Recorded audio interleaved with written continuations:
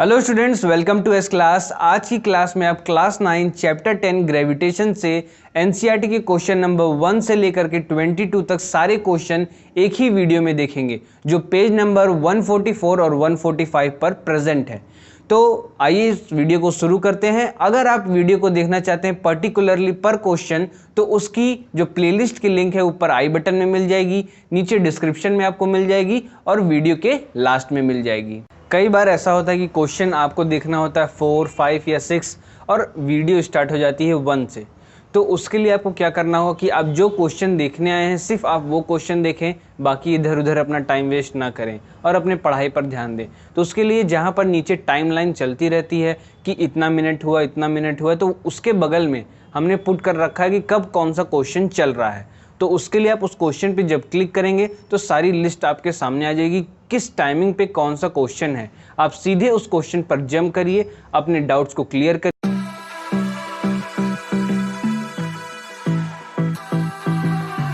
Question में क्या दिया हुआ है कि how does the force of gravitation between two object change when the distance between them is reduced to half. जैसे कि आपके सामने क्या है, दो ऑब्जेक्ट रखे हुए हैं, ऑब्जेक्ट 1 और ऑब्जेक्ट 2।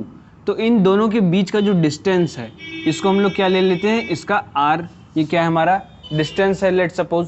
तो या फिर इसको d ही लिख लेते हैं, क्या हो गया d। तो ये इसको क्या करने के लिए कह रहा है, रिड्यूस टू हाफ।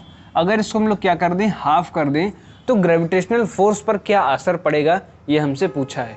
तो हमें एक फॉर्मूला मिला है किससे, यूनिवर्सल ग्रेविटेशन कांस्टेंट से।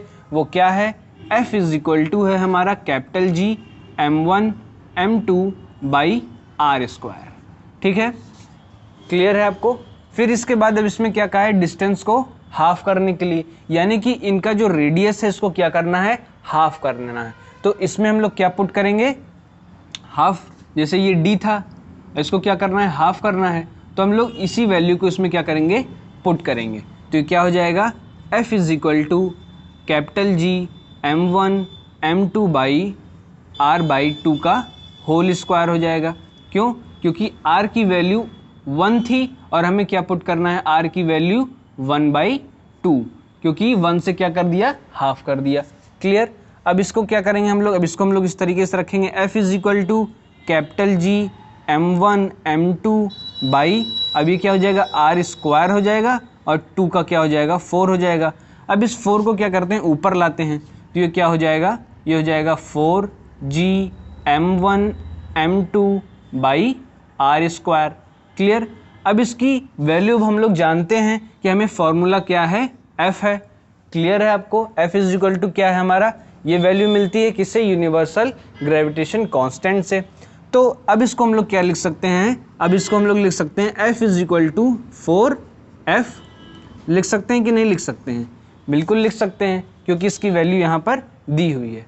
अब आप जानते हैं अब क्या हो गया, हमारी ग्रेविटेशनल फोर्स का क्या वैल्यू निकल के आ गई, it becomes 4 times. Gravitational force क्या हो जाएगा हमारा, 4 टाइम्स हो जाएगा। क्लियर। अब हम लोग बढ़ते हैं अपने नेक्स्ट क्वेश्चन पे। तो आइए देखते हैं दूसरे क्वेश्चन में क्या दिया हुआ है और हमसे क्या पूछा गया है।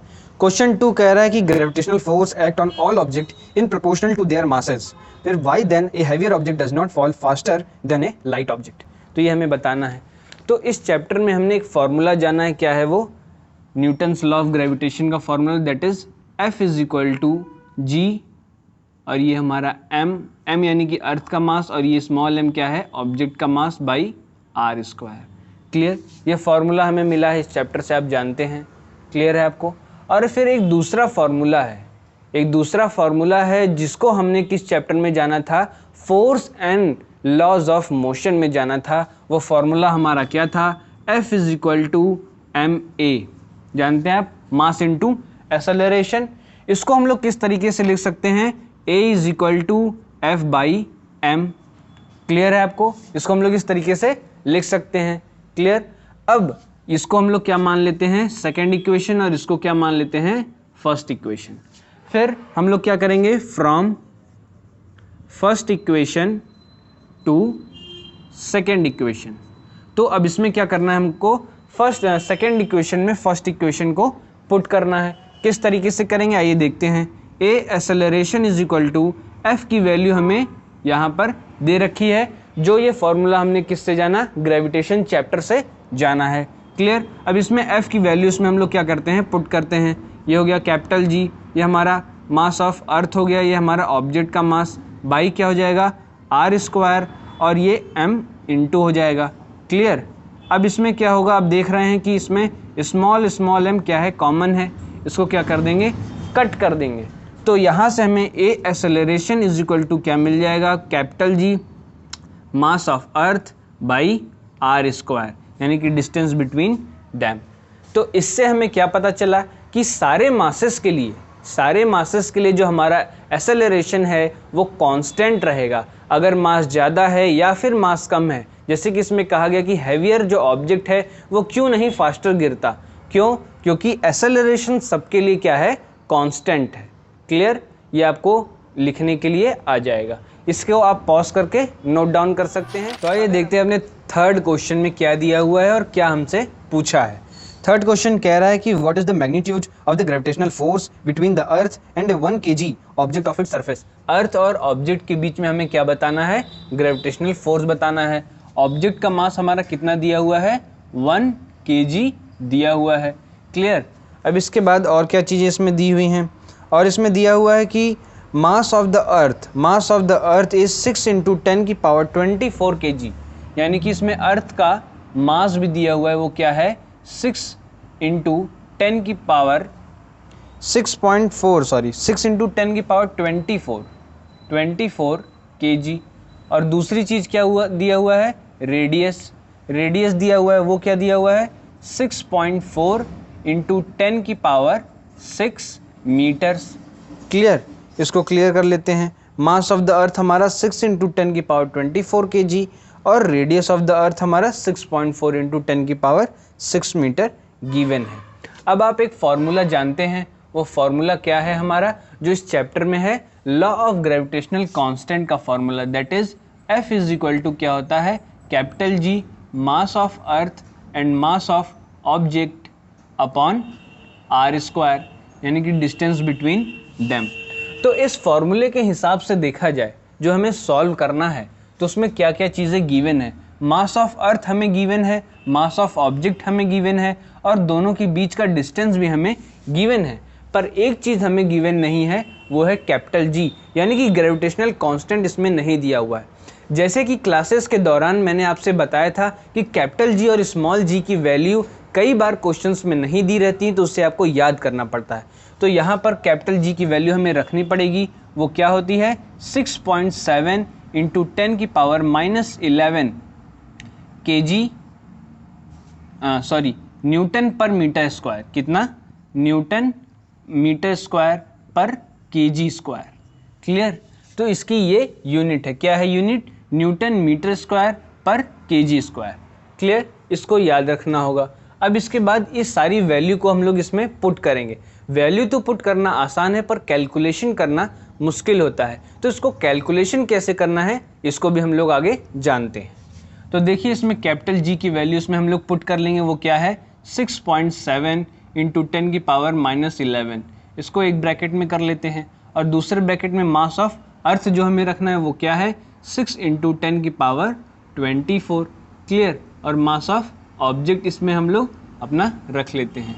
क्लियर। अब इसके बाद इसका क्या रखना है, डिस्टेंस, कितना इसमें डिस्टेंस है, वो क्या है 6.7 डिस्टेंस है 6.4 दिया हुआ है, वो कितना है 6.4 × 6 का क्या हो जाएगा, इसका होल स्क्वायर हो जाएगा। अब इस वैल्यू को क्या करना है, हमें कैलकुलेट करना है। इसकी वैल्यूज़ आप देख रहे हैं, काफ़ी बड़ी बड़ी वैल्यूज़ दी हुई हैं, तो इसको आसानी से कैसे कैलकुलेट करें, ये हमें इसमें से निकालना होगा। तो इसके लिए आप क्या करेंगे, आप इसके लिए सिंपली इसको क्या कर देंगे, ब्रेक कर देंगे इसके ऊपर के सारे ब्रैकेट्स को। तो 6.7 × 6 कर लीजिए, इंटू 10⁻11 इंटू 10⁻24 और इंटू 1। अब ये 1 इसमें कहीं भी इंटू हो जाएगा, आपको पता नहीं चलेगा। अपॉन कितना हो गया 6.4 × 10⁻6 का क्या हो गया, होल स्क्वायर। अब इसको क्या करेंगे, आप इन दो फॉर्म्स में करेंगे, यानी कि मैं इस पर पॉइंट आउट कर देता हूँ, जिससे आप जब इसको रिवाइज भी करते रहें, नोट डाउन कर लीजिएगा अपने रफ कॉपी पर, या फिर जिसमें भी आप करना चाहें। तो इनको आप एक साथ कर लीजिए, इनको आप एक साथ कर लीजिए, इससे क्या होगा, आपको आसानी होगी। जब आप इन दोनों का क्या करेंगे, मल्टीप्लिकेशन करेंगे तो आपको क्या मिल जाएगा 40.2।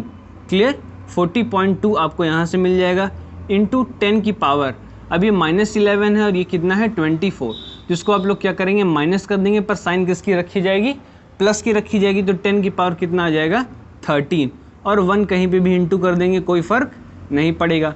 अब इसके बाद 6.4 है, 6.4 का जब हम लोग क्या करेंगे स्क्वायर करेंगे, यानी कि इन दोनों का क्या करना है, हमें स्क्वायर निकालना है, तो जब इसका स्क्वायर करेंगे 6.4 का, तो वहाँ से हमें क्या वैल्यू मिल जाएगी, वहाँ से हमको वैल्यू मिल जाएगी 4.96 इंटू 10 की पावर कितना रहेगी, 6 का 6 ही रहेगी, पर जब हम इसका स्क्वायर कर रहे हैं तो इसमें क्या करेंगे 6 to 12 कर देंगे, ये कितना हो जाएगा 12 हो जाएगा। पर अब हमें क्या करना है, अब इसको और थोड़ा आसान करना है, जिससे हम इसे और आसानी से कैलकुलेट कर सकें। तो ये आपको खुद से सोचना पड़ेगा, दिमाग लगाना पड़ेगा कि इसमें क्या किया जाए। जैसे इसकी ऊपर की वैल्यू को सेम रखते हैं 40.2 इंटू 10 की पावर 13, पर नीचे की वैल्यू आप देख रहे हैं कि ये जो क्या दिया है 40.96 इंटू 10 की पावर 12 दिया हुआ है। तो यहाँ पर आप क्या करिए, एक पॉइंट इसको इस तरफ कर लीजिए, तो यहाँ पर एक 10 की वैल्यू बढ़ जाएगी। जब 10 की वैल्यू बढ़ जाएगी तो यहाँ पे क्या हो जाएगा 4.096 इंटू 10 की पावर क्या हो जाएगी 13। अब आपको दिखाई दे रहा होगा कि इसको हम लोग क्या कर सकते हैं, सिंपली काट सकते हैं। इस तरीके से सिंपली हमने इसे क्या कर दिया, कट कर दिया। और जब इसको आप लोग डिवाइड करेंगे तो यहाँ से आपको क्या वैल्यू मिल जाएगी 9.8 न्यूटन। क्लियर, यहाँ से ये आपका आंसर आ जाएगा। अब इसको तो आपको करना ही पड़ेगा, अभी छोटी छोटी चीज़ें आपको करनी पड़ेंगी, बाकी जो आपका इतना बड़ा सा कैलकुलेशन था, जो इतने बड़े बड़े 10 की पावर -11, 10 की पावर 24 और 10 की पावर 6 का होल स्क्वायर, ये सारी चीज़ें आपकी धीरे धीरे छोटी हो गई। तो इस कैलकुलेशन के बेसिस पर आप आगे भी कैलकुलेट कर सकते हैं। तो आइए देखते हैं फोर्थ क्वेश्चन में हमसे क्या पूछा गया और क्या क्या चीज़ें इसमें गिवन है। फोर्थ क्वेश्चन कह रहा है कि the earth and the moon are attracted to each other by the gravitational force. तो इसमें क्या कह रहा है कि जो अर्थ है और मून है दोनों क्या कर रहे हैं, attracted each other by a gravitational force से। फिर उसके बाद क्या कह रहे हैं, does the earth attract the moon with a force that is greater और स्मॉलर और the same as the force with which the moon attract the earth. And उसके बाद क्या पूछा है, वाई, ऐसा क्यों हो रहा है। तो हम क्या बताएंगे इसमें, ऐसा इसलिए होता है कि जैसे जो हमारा अर्थ है और क्या है मून, इन दोनों के बीच क्या पूछा गया, पहले इसको समझ लेते हैं। इन दोनों के बीच पूछा गया कि ग्रेविटेशनल फोर्स कैसा रहेगा, ग्रेटर रहेगा, इक्वल रहेगा, या फिर लेस रहेगा, या फिर स्मॉलर रहेगा। तो एक फॉर्मूला हमको मिला है इस चैप्टर से, जो क्या कहलाता है, F इज इक्वल टू क्या इसमें लिखा जाता है, ग्रेविटेशनल कांस्टेंट G, और फिर इसके बाद m1 m2 by r square. ठीक है, तो इसमें m1 में क्या रख सकते हैं हम लोग, मास रख सकते हैं, m2 में भी मास, g ग्रेविटेशनल कांस्टेंट है, r यानी कि डिस्टेंस बिटवीन देम। तो यहाँ पर हमारे पास दो ऑब्जेक्ट है जिनके मासेस क्या कह रहा है, ग्रेविटेशनल फोर्स पर डिपेंड करने की बात बता रहा है। तो इसको और अच्छे से समझते हैं। जैसे एक ऑब्जेक्ट है ये क्या है, हमारा अर्थ है, और ये दूसरा ऑब्जेक्ट ये क्या है, हमारा मून है। क्लियर, अब इन दोनों के बीच कोई डिस्टेंस होगी, इस पर क्या लग रही है, ग्रेविटेशनल फोर्स लग रही है। लेट सपोज ये क्या है, डिस्टेंस r है। क्लियर, दोनों के बीच डिस्टेंस सेम है, पर ग्रेविटेशनल फोर्स इसमें पूछ रहा है कि ग्रेटर है, स्मॉलर है, अर्थ की ज़्यादा है कि मून की ज़्यादा है, ये बात हमसे पूछी जा रही। तो सिंपली हम लोग इसमें क्या करते हैं, पुट कर लेते हैं, और इससे हमें पता चल जाएगा, इससे हमें प्रूफ मिल जाएगा कि क्या ये बात सच है, क्या ग्रेटर आ रहा है, क्या स्मॉलर आ रहा है। तो सिंपली हम लोग क्या करेंगे, F force is equal to जैसे अब ये अर्थ का मास है, अर्थ का मास हम लोग m1 कर लेते हैं। क्लियर, या फिर कुछ भी रख लेंगे, कोई दिक्कत इसमें नहीं है। तो इसमें अर्थ का मास क्या हो गया, m1 हो गया, अर्थ का मास m1 हो गया, और मून का मास क्या हो गया, m2 हो गया। क्लियर, अब इसमें क्या हो गया, अब g इसको g लिख लिए, फिर उसके बाद m1 की प्लेस पर जैसे अर्थ का मास यानी कि mass of earth, clear, into mass of moon mm by r square. ये क्या हो गई, हमारी पहली इक्वेशन हो गई। क्लियर, अब दूसरी इक्वेशन क्या बनेगी, दूसरी इक्वेशन बनेगी कि F is equal to G gravitational constant, फिर मास ऑफ मून और mass of earth by R square. Both of the cases में, जैसे यहाँ पर जब आप ग्रेविटेशनल फोर्स निकालेंगे तो उसके लिए भी आप ये फॉर्मूला रखेंगे, और जब आप मून के लिए निकालेंगे तो उसके लिए भी ये फॉर्मूला रखेंगे। तो हमारी यहाँ से 2 इक्वेशन बन जाती है, 2 इक्वेशन बन गई। अब इसमें आप देखेंगे कि जो फोर्स है हमारा क्या है, यानी कि इसको लेट सपोज F1 और F2 ले लिया, क्लियर, 2 इक्वेशन बनी। तो इसमें G कॉमन था हमारा, G इसमें कॉमन था, आर स्क्वायर कॉमन था, तो ये दोनों आए। तो इन दोनों को क्या कह सकते हैं, जैसे आप इसमें क्या कह सकते हैं कि अगर 2 × 2 लिखा जाए तो भी 4 आता है, और या फिर इसको इधर या इसको इधर कर दिया जाए तो बोथ ऑफ द केसेस में आंसर हमारा क्या आता है, 4 आता है। तो या फिर जैसे इसको इधर रख दिया, इसको इधर रख दिया, तो इससे कोई फ़र्क नहीं पड़ा।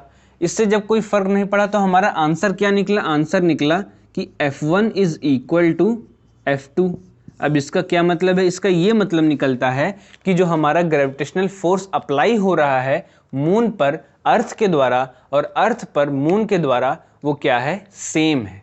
कैसे, जैसे कि न्यूटन्स का 3rd लॉ में हमें बताया गया है कि every action to every reaction, यानी कि with equal magnitude in opposite direction. अब जिसमें इक्वल मैग्नीट्यूड अप्लाई हो रहा है, यानी कि क्या हो रहा है इसमें, जिस तरीके से आप देख रहे हैं, तो इसमें डायरेक्शन क्या हो जा रहे हैं, बस अपोजिट हो जा रहे हैं।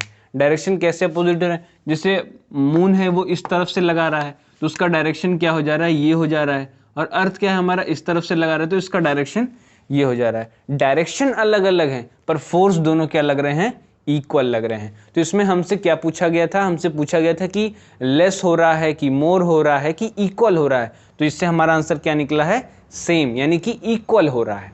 क्लियर। अब इसके बाद आपको y का भी इसका आंसर मिल जाएगा कि किसकर, according to Newton's 3rd law के बेसिस पर, और सारी बातें आपको लिखी हुई मिल जाएंगी। यहाँ पे लिखेंगे तो टाइम लगेगा, आप इसको नोट डाउन कर लीजिए पॉज करके। चैनल को अभी तक आपने सब्सक्राइब नहीं किया हो तो सब्सक्राइब कर लीजिएगा। तो बढ़ते हैं हम लोग अपने नेक्स्ट क्वेश्चन को। तो आइए देखते हैं अपने 5th क्वेश्चन में क्या दिया हुआ है और हमसे क्या पूछा गया है।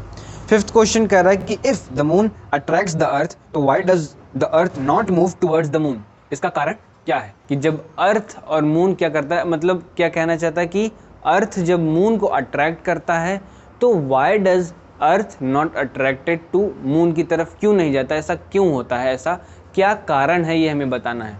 आप सभी लोग जानते हैं कि जो अर्थ है वो उसके चारों तरफ कौन रोटेट करता रहता है, सर्कुलर ऑर्बिट में मून करता रहता है। क्यों, क्योंकि अर्थ क्या प्रोवाइड कराता है, सेंट्रीपिटल फोर्स प्रोवाइड कराता है किसको, मून को। कैसे, ग्रेविटेशनल फोर्स के थ्रू। क्लियर।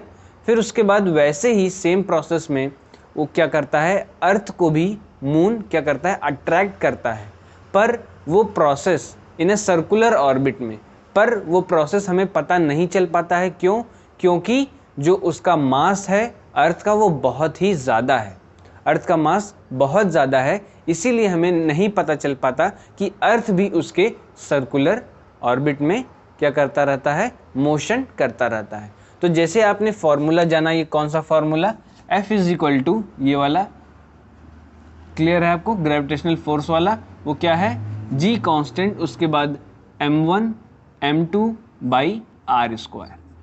अब इस फॉर्मूले को आप सभी लोग जानते हैं। फिर इसके बाद एक दूसरा फॉर्मूला जो हमने प्रीवियस चैप्टर में जाना था वो क्या था, F is equal to ma, यानी कि मास इंटू एक्सेलरेशन। पर ऑन दैट बेसिस, जब हम लोग इस बेसिस पर देखते हैं तो हमें क्या पता चलता है कि a जो है, a इज इक्वल टू हम लोग क्या लिख सकते हैं, F बाई m लिख सकते हैं। क्लियर। और जो a है इससे क्या निकलता है, a is inversely proportional to 1 by m, यानी कि मास ज़्यादा है और एक्सेलरेशन कम है। इसी वजह से क्या होता है, हमारा जो अर्थ है वो पता नहीं चलता, पर वो सर्कुलर मोशन परफॉर्म करता रहता है, पर हमें पता नहीं चलता क्योंकि एक्सेलरेशन क्या होता है, कम होता है, इसीलिए हमें ये बात पता नहीं चल पाती है।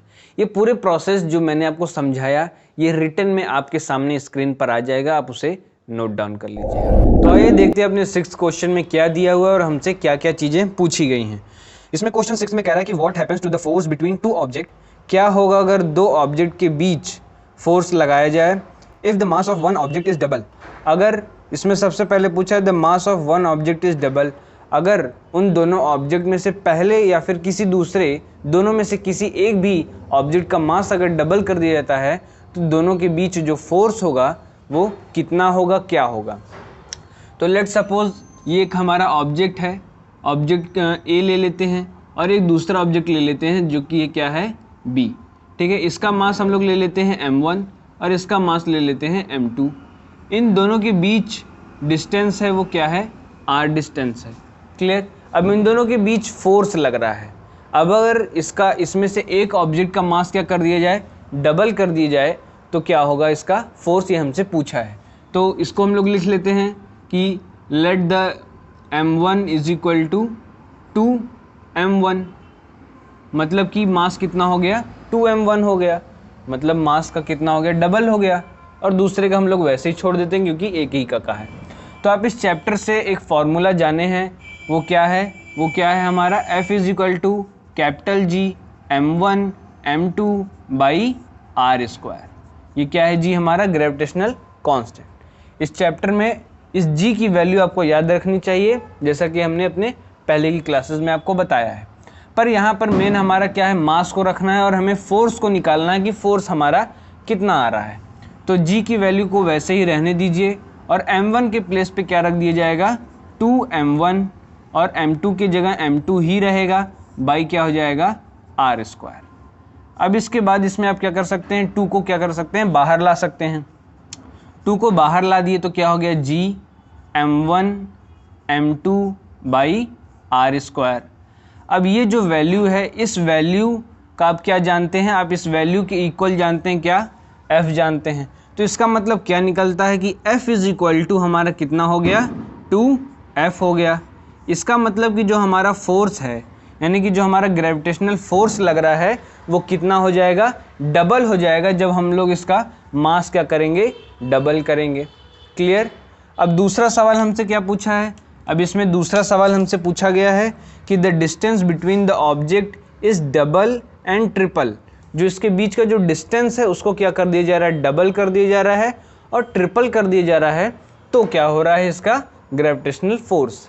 तो अब जैसे डिस्टेंस हमारा क्या था, ये r था, आप जानते हैं। अब r को एक बार क्या कर दिया जा रहा है, डबल, यानी कि 2r कर दिया जा रहा है, और एक बार r को कर दिया जा रहा है क्या, ट्रिपल, यानी कि 3r कर दिया जा रहा है। तो इसको हम लिख लेते हैं r1 और इसको लिख लेते हैं r2, क्योंकि इन दोनों की वैल्यू अलग अलग निकलेगी। तो हमें आंसर क्लियर होना चाहिए कि r1 का आंसर क्या निकला और r2 का आंसर क्या निकला। फार्मूला आप लोग जानते हैं, ये फार्मूला है हमारे पास। इसी सेम फार्मूले से इसकी भी वैल्यू हमें मिल जाएगी सिंपली। इधर इस साइड कर लेते हैं, यहीं पे ये फार्मूला है, इसी के आगे से कंटिन्यू कर लेते हैं। ठीक है, तो ये रहा हमारा फार्मूला। इसके बाद ये कैपिटल G ऐसे ही रहेगा, m1 m2 by r square. r square यानी कि r की वैल्यू का स्क्वायर। r की वैल्यू हमें कितना रखना है, 2r, क्योंकि क्या कहा है, डबल करने के लिए। तो क्या हो जाएगा, 2r का होल स्क्वायर सिंपली। अब इसके बाद क्या हो जाएगा, ये G m1 m2 by 2r square. अब 2 का क्या हो जाएगा, 4 हो जाएगा, और r का r स्क्वायर हो जाएगा, आप जानते हैं। अब इसको एक तरह से और लिख सकते हैं, जैसे कि आपने अपनी छोटी क्लासेस में देखा था कि जब इस तरीके से कोई वैल्यू आती है तो इसको हम लोग क्या लिख सकते हैं कि 1/4 लिख सकते हैं, और G m1 m2 by r square. Clear है आपको। तो अब सिंपली आप जान रहे हैं, अब हमारा आंसर आपके सामने आ चुका है। वो क्या है कि F इज इक्वल टू हमको मिल चुका है 1/4F। तो यहाँ से क्या पता चला हमें, यहाँ से हमें ये पता चला कि अगर हम लोग उसकी रेडियस को क्या कर दें, डबल कर दें, तो हमारा ग्रेविटेशनल फोर्स कितना हो जाएगा, 1/4 हो जाएगा। क्लियर। अगर अभी तक आपने चैनल को सब्सक्राइब नहीं किया है तो उसको सब्सक्राइब कर लीजिएगा, और कोई भी डाउट अगर आपको हो रहा होगा तो तुरंत कमेंट्स में पूछ लीजिएगा, उसको जल्दी से जल्दी सॉल्व करने की पूरी कोशिश की जाएगी। क्लियर है आपको। अब इसके बाद हम लोग बढ़ते हैं अपने तीसरे पर। तीसरे में क्या कहा है, R2 की वैल्यू निकालनी है। क्लियर। तो अब इसमें हम लोग क्या करेंगे, सिंपली इसी तरीके से इसमें पुट करेंगे और वहाँ पर कितनी वैल्यू रखेंगे, 3r रखेंगे। तो चलिए इसको भी यहीं पर सॉल्व कर लेते हैं। ये हमारा फार्मूला है, आप लोग जान ही रहे हैं जो यूज़ किया गया है, सेम फार्मूला। तो यहाँ पर रख लेते हैं G m1 m2 बाई कितना, आर स्क्वायर। क्लियर। अब आर स्क्वायर की प्लेस पर क्या लिखना है, 3r। ठीक है, तो इसको क्या कर लेंगे हम लोग, 3r का होल स्क्वायर। आपको क्लियर है। अब इसके बाद क्या होगा, ये पूरी वैल्यू इधर से अलग है, इसीलिए मैंने दूसरे मार्कर का इस्तेमाल किया जिससे आपको क्लियर रहे कि सब क्या है, सेपरेट है। फिर इसके बाद capital G m1 m2 by 3r। 3 का कितना हो जाएगा हमारा, 339 हो जाएगा। देखिए इसको 6 मत कर दीजिएगा, 3 to 6, तो इसको हमेशा याद रखिए कितना हो जाएगा इसका स्क्वायर, 3 का 9, r का स्क्वायर। अब जैसे इसमें हमने किया वही सेम प्रोसेस जो हमने अपनी पुरानी क्लासेस में या फिर कह सकते हैं बचपन में जाना था, वही सिंपल मैथ इसमें हमें रखनी है। वो क्या है, 1/9 capital G m1 m2 by R square. अब यहाँ से आप जानते हैं कि आपका क्या आंसर निकल चुका है, और इसमें बहुत बड़ी कोई मैथ या फिर कह सकते हैं बहुत बड़ा कोई न्यूमेरिकल नहीं था, सिंपली आप इसे सॉल्व कर सकते हैं। F इज इक्वल टू क्या हमारा आ गया, 1/9 F, यानी कि अब ग्रेविटेशनल फोर्स क्या हो गई, 1/9 हो गई। कब, जब इसकी R की वैल्यू कितनी रख दी गई, 3 टाइम्स। क्लियर है आपको। अब इसके बाद इसमें देखिए तीसरा क्या पूछा हुआ है, तीसरा पूछा हुआ है the mass of the both object are double. अगर बोथ ऑब्जेक्ट का मास क्या कर दिया जाए, डबल कर दिया जाए, तो इस केस में क्या होगा, बोथ ऑब्जेक्ट यानी कि मास m1 और m2, एक मास तो हमने क्या रख लिया, 2m रख लिया। अब दूसरे का भी रख लेते हैं, m2 का भी हम लोग क्या रख लेते हैं, 2m2। क्लियर है आपको। अब इसके बाद सिंपली यही फॉर्मूला है हमारा, इसी में हम लोग पुट करेंगे तो इसका आंसर भी हमें मिल जाएगा। मैं यहाँ पर लिख देता हूँ ये कि हमारा क्या था, फर्स्ट क्वेश्चन, ये था हमारा सेकंड क्वेश्चन, और इसके बाद इसी में जो इसका थर्ड क्वेश्चन था, थर्ड पार्ट वाला। क्लियर। इसको हम लोग यहाँ पर पुट कर लेंगे, फॉर्मूला सेम अप्लाई होगा, आपको क्लियर है। इसमें capital G m1 m2 by R square, ये हमारा फॉर्मूला है। F is equal to, clear है। अब इसमें हमको इन दोनों की वैल्यू रखनी है, तो सिंपली हम लोग इसको इसमें पुट कर लेंगे। m1 की वैल्यू क्या हम लोग रखेंगे, 2m1, और m2 की वैल्यू क्या रखेंगे, 2m2 बाई क्या हो जाएगा, आर स्क्वायर। अब इसके बाद कैपिटल G ही रहने दीजिए, और ये 2 क्या हो जाएगा, मल्टीप्लाई हो जाएगा, और इसको हम लोग क्या लिख सकते हैं, 4 लिख सकते हैं। तो ये क्या हो जाएगा हमारा, इसको बाहर भी ले आ देते हैं, हमारा कैलकुलेशन और थोड़ा छोटा हो जाएगा।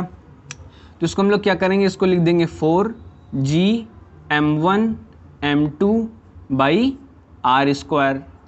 क्लियर है आपको। तो सिंपली अब क्या हो गया, हमारा फोर्स एक तरह से बाहर आ चुका है, जैसे कि इस सारे प्रोसेस में हमने जाना।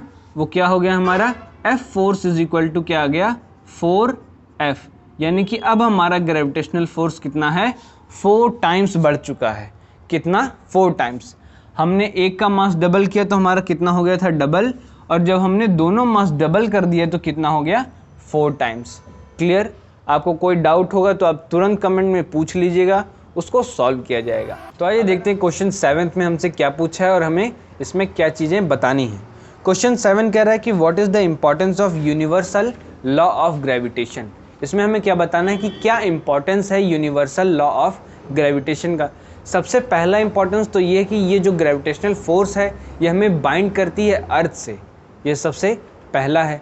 दूसरा इंपॉर्टेंस ये बनता है कि जो ग्रेविटेशनल फोर्स ही क्या कराती है, प्रोवाइड कराती है हमें सेंट्रीपिटल फोर्स, जिसके थ्रू सारे जो प्लैनेट्स हैं वो राउंड करते हैं या फिर घूमते रहते हैं सन के। और तीसरा पॉइंट ये बनता है कि ये हमें क्या प्रोवाइड कराता है, एक ऐसा फोर्स जिससे मून हमारे चारों तरफ क्या करता रहता है, घूमता रहता है सर्कुलर ऑर्बिट में। और चौथा पॉइंट आप कह सकते हैं कि ग्रेविटेशनल फोर्स की वजह से ही टाइड्स भी उठते हैं, जो सन और मून के द्वारा प्रोवाइड किया जाता है। ग्रेविटेशनल फोर्स ही हमें कराता है। तो चलिए अब हम लोग बढ़ते हैं अपने 8th क्वेश्चन पे। अगर आपको कोई डाउट हो तो आप कमेंट सेक्शन में ज़रूर पूछिएगा, और अभी तक आपने चैनल को सब्सक्राइब नहीं किया तो चैनल को सब्सक्राइब कर लीजिए। तो आइए देखते हैं अब हम लोग अपने 8th क्वेश्चन में क्या हमको दिया हुआ है और हमसे क्या चीज़ें इसमें पूछी गई हैं। क्वेश्चन में कह रहा है कि what is the acceleration of free fall. Acceleration of free fall ये हमें इसमें बताना है। तो इसके लिए सिंपल से एक एग्जाम्पल से हम लोग शुरुआत करते हैं, जिससे आप इसको समझ सकें, और फिर इसके बाद आपको आगे इसका बाकी पूरा रिटर्न मटेरियल मिल जाएगा जिससे आप इसे क्या कर सकते हैं, लिख भी सकते हैं। तो पहले क्या है जरूरी समझना। तो लेट सपोज कोई भी ऑब्जेक्ट है, ठीक है, और किसी भी हाइट से क्या आ रहा है, नीचे इसको गिराया जा रहा है। अब इस पे इसको जब नीचे गिराया जा रहा है तो इस पे क्या लग रही है, ग्रेविटी लग रही है। वो ग्रेविटी कैसे, किसकी तरफ लग रही है, सेंटर, किधर लग रही है, सेंटर टू अर्थ की तरफ लग रही है, आप सभी लोग जानते हैं। तो जो ये ऑब्जेक्ट आ रहा है तो ये अपने ऊपर क्या फील कर रहा है कि एक्सेलरेशन फील कर रहा है, मतलब इस पे कैसा एक फोर्स जैसा लग रहा है जिसको खींच रहा है। वो कौन सा फोर्स है, हमारा ग्रेविटेशनल फोर्स है। और इसी को क्या कहते हैं हम लोग, इसी को कहते हैं हमारा फ्री फॉल या फिर एक्सेलरेशन ड्यू टू ग्रेविटी। क्यों, क्योंकि किसकी वजह से गिर रहा है, ग्रेविटी की वजह से गिर रहा है। ग्रेविटेशनल फोर्स की वजह से ये क्या आ रहा है, नीचे आ रहा है। और किसकी तरफ आ रहा है, सेंटर टू अर्थ की तरफ आ रहा है। क्लियर। अब इसके बाद आपके स्क्रीन पर आगे आ जाएगा जिसे आप अपना नोट डाउन कर सकते हैं और उसको आप समझ लिए ही हैं, उसे आप लिख सकते हैं। तो इसके बाद हम लोग बढ़ते हैं अपने 9th क्वेश्चन में। इसके बाद हम लोग देखते हैं अपने 9th क्वेश्चन में क्या हमसे पूछा गया है। 9th क्वेश्चन कह रहा है कि what do we call the gravitational force between the earth and object. ये क्वेश्चन आप फिर से सुनिए, ये इतना आसान क्वेश्चन है आपके लिए कि अगर आपके एग्जाम में आ जाए और अगर आप इसे करके ना जाएं तो ये बहुत ही बुरा होगा।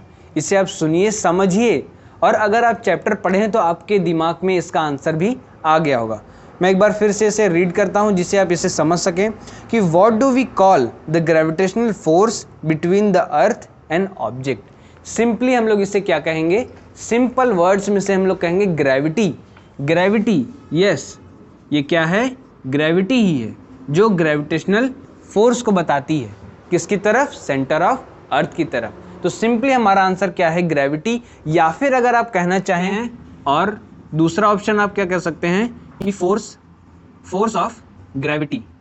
जैसे अगर आपको ग्रेविटी याद आ गया तो फोर्स ऑफ ग्रेविटी भी आपको याद आ जाएगा, ठीक है। तो अगर ऑप्शन वाइज दिया हुआ है, एमसीक्यूज में दिया हुआ है और ग्रेविटी नहीं दे रखा है, फोर्स ऑन ग्रेविटी दिया है तो फोर्स ऑन ग्रेविटी पर आप टिक कर सकते हैं, और बस ग्रेविटी दिया है तो ग्रेविटी। 1 मार्क्स में जो वेरी शॉर्ट आंसर्स है जिसमें लिखना है तो उसमें आप सिंपली ग्रेविटी लिख सकते हैं। क्लियर। क्वेश्चन नंबर 10 अगर अभी तक आप ढूंढ नहीं पाए हैं अपने बुक में तो पेज नंबर 144 पर आपको मिल जाएगा। क्वेश्चन 10 में क्या कह रहा है कि अमित बाई करता है सम गोल्ड, कहाँ पर, पोल्स पर, और उसका फ्रेंड उसे सजेस्ट करता है गोल्ड खरीदने के लिए पोल्स पर। फिर उसको वो मिलता है वहाँ कहाँ पर, इक्वेटर पे।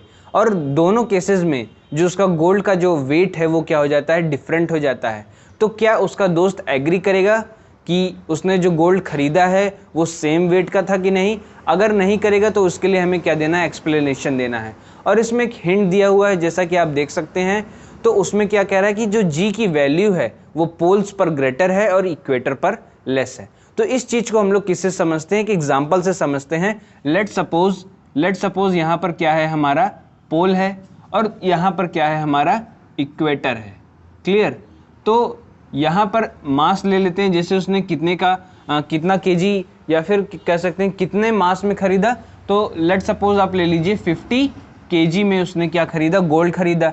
तो दोनों केसेस में क्या रहेगा, बोथ ऑफ द केसेस में कि 50 केजी ही रहेगा।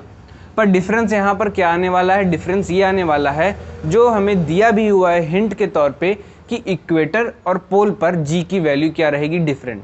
पोल्स पर जी की वैल्यू क्या रहेगी, पोल्स पर जी की वैल्यू रहेगी ग्रेटर और इक्वेटर पर जी की वैल्यू क्या रहेगी, लेस रहेगी। क्लियर। ये बात हमको हिंट में भी दी हुई है। ऐसा क्यों होता है, इसके पीछे ये कारण है कि जो हमारी अर्थ है वो परफेक्टली स्फेरिकल शेप की नहीं है, जिसकी वजह से कहीं पर ऊंचा है कहीं पर नीचा है, तो वहाँ पर जी की वैल्यू बदलती रहती है। पर आपको हमेशा ध्यान रखना है कि जो हमारे बॉडी का या फिर किसी भी ऑब्जेक्ट का जो मास है वो सेम रहता है। मास में कोई भी चेंज नहीं आता है, चेंज आता है सिर्फ और सिर्फ वेट में। अगर आपको अभी भी वेट और मास में कोई भी कंफ्यूजन होता है तो ऊपर आई बटन में मास और वेट का एक अच्छा एक्सप्लेनेशन है जिसमें आप उन दोनों के बीच डिफरेंस क्लियर कर सकते हैं। क्लियर। अब इसके बाद हम लोग क्या करते हैं, तो हम लोग इसका वेट निकाल लेते हैं। वेट का फॉर्मूला क्या है हमारा, W = mg। मास हमारा कितना दिया हुआ है 50 kg और जी की वैल्यू हमको कितना रखना है 10। तो ये कितना हो गया हमारा 500 न्यूटन, याद रखिएगा हम लोग क्या निकाल रहे हैं, वेट निकाल रहे हैं, तो इसकी यूनिट क्या रहेगी, न्यूटन रहेगी। मास निकाल रहे होते तो इसकी यूनिट क्या होती, केजी होती। तो इस कंफ्यूजन को आप लोग हमेशा क्लियर रखिएगा कि मास और वेट में क्या डिफरेंस होता है, जिससे आपको एग्जाम में कोई भी प्रॉब्लम ना आए। तो यहाँ पर भी हम लोग सेम क्या करेंगे, W is equal to mg। Mass हमारा कितना है 50 और g की वैल्यू कितनी है 9, तो कितना हो गया 450 न्यूटन। क्लियर।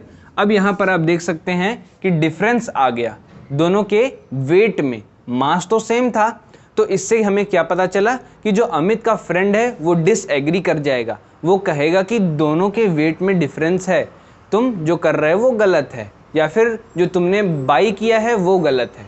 क्लियर। इसका पूरा एक्सप्लेनेशन आपके स्क्रीन पर आ जाएगा रिटन फॉर्मेट में, जिसको आप पॉज करके नोट डाउन कर सकते हैं। अगर आपको ये वीडियो अच्छी लग रही हो तो इसको लाइक कर लीजिएगा। अब हम लोग बढ़ते हैं अपने नेक्स्ट क्वेश्चन पे। तो क्वेश्चन 10 को आप रीड कर लीजिए वीडियो को पॉज करके। क्वेश्चन नंबर 11 में अब हम लोग देखते हैं।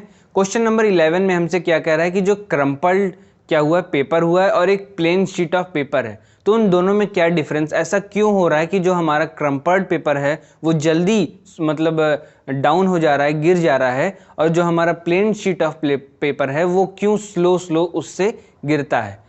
पर इन दोनों केसेस में जो हमारा फोर्स ऑफ ग्रेविटी है वो सेम अप्लाई होता है। इसमें डिफरेंस क्या आता है मैं आपको इस ग्राफ के थ्रू समझा देता हूँ।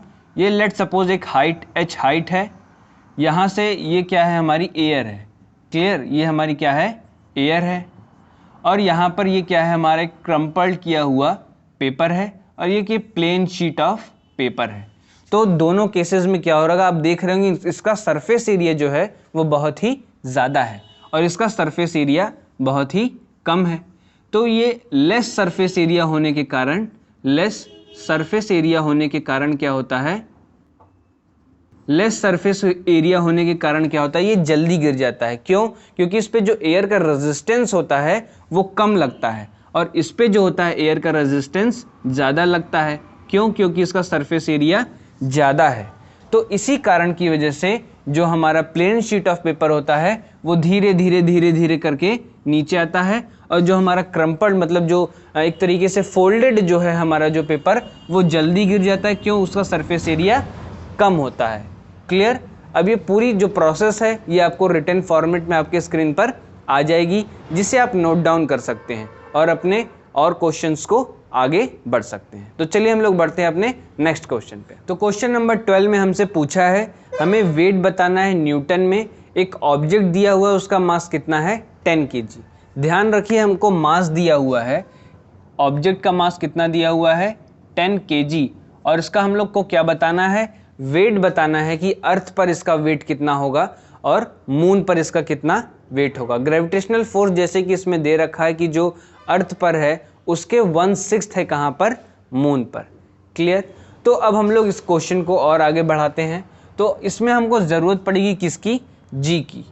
क्यों? क्योंकि हमारा फॉर्मूला क्या है, W is equal to m into G, mass into acceleration due to gravity. तो g की वैल्यू आप यहाँ पर पुट कर सकते हैं 9.8 metre per second square. Clear. Units का हमेशा ध्यान रखिएगा, यूनिट आपसे मिस आउट नहीं होनी चाहिए, क्योंकि अगर यूनिट आप नहीं लिखेंगे अपने एग्जाम्स में तो 1 मार्क्स आपके कट सकते हैं। तो यहाँ पर हम लोग इसको पुट कर लेंगे कि कितना हो गया, ये 10 इंटू जी की वैल्यू 9.8, तो यहाँ से हमारा कितना आ गया 98 न्यूटन। ध्यान रखिएगा वेट हमेशा किस में मेज़र किया जाएगा, न्यूटन में, और मास मेज़र किया जाएगा केजी में। क्लियर। ये हमारा किसका वेट निकल गया, जब हमारा ऑब्जेक्ट कहाँ पर था, अर्थ पर था। क्लियर। जब ये ऑब्जेक्ट कहाँ पर जाएगा, मून पर जाएगा, तो इसका वेट कितना हो जाएगा, अब हमें ये निकालना है। तो जैसा कि क्वेश्चन में दिया हुआ है कि ग्रेविटेशनल फोर्स क्या हो जाती है 1/6 हो जाती है, तो उसी तरीके से जो इसका जो वेट है वो क्या हो जाएगा mg इंटू 1/6 हो जाएगी। क्लियर। तो W इज इक्वल टू क्या हो जाएगा, mg की वैल्यू जो हमें यहाँ पर गिवन है, ये सिंपली हम लोग इसमें क्या कर देंगे, पुट कर देंगे। mg की वैल्यू हमारी कितनी है 98 इंटू 1/6।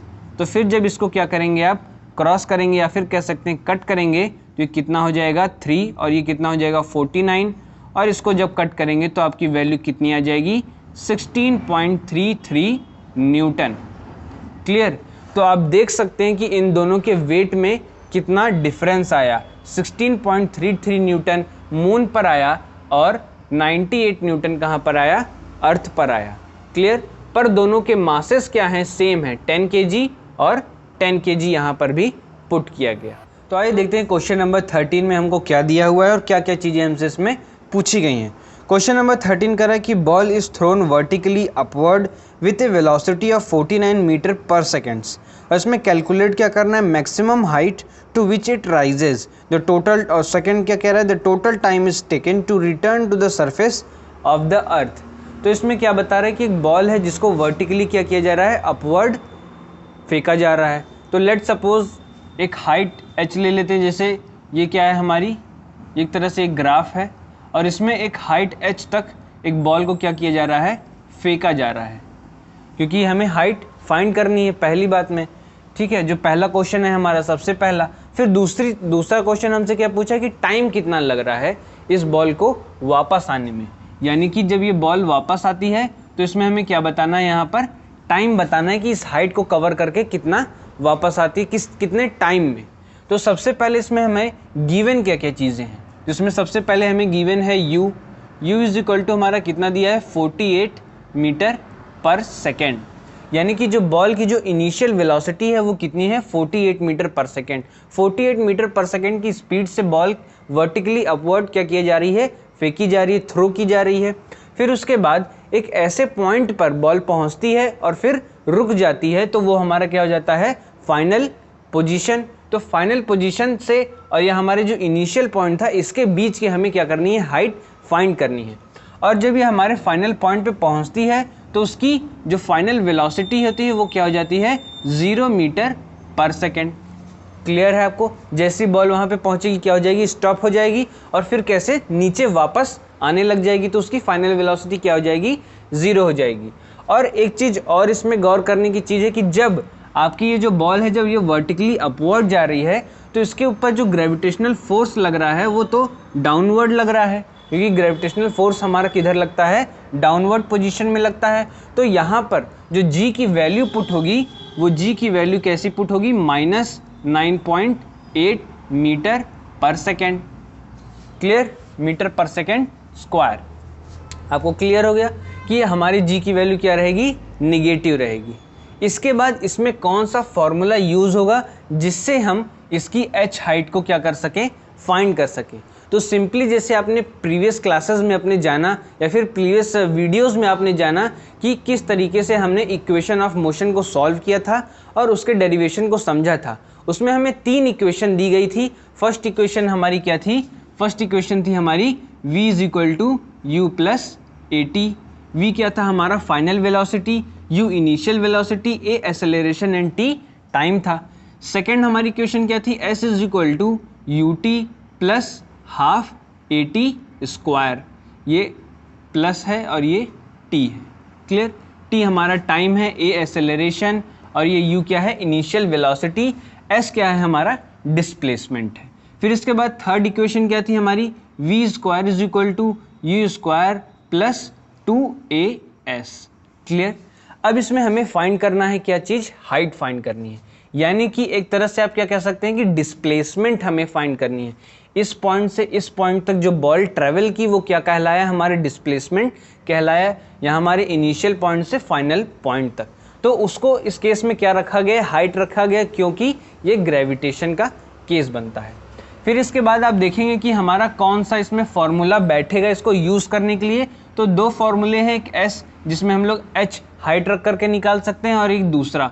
तो आप देखेंगे ये काफ़ी कॉम्प्लिकेटेड है, इसमें स्क्वायर भी करने हैं, इस तरीके से है, और टाइम भी इसमें दिया हुआ है, जो कि टाइम अभी हमारे पास गिवन नहीं है।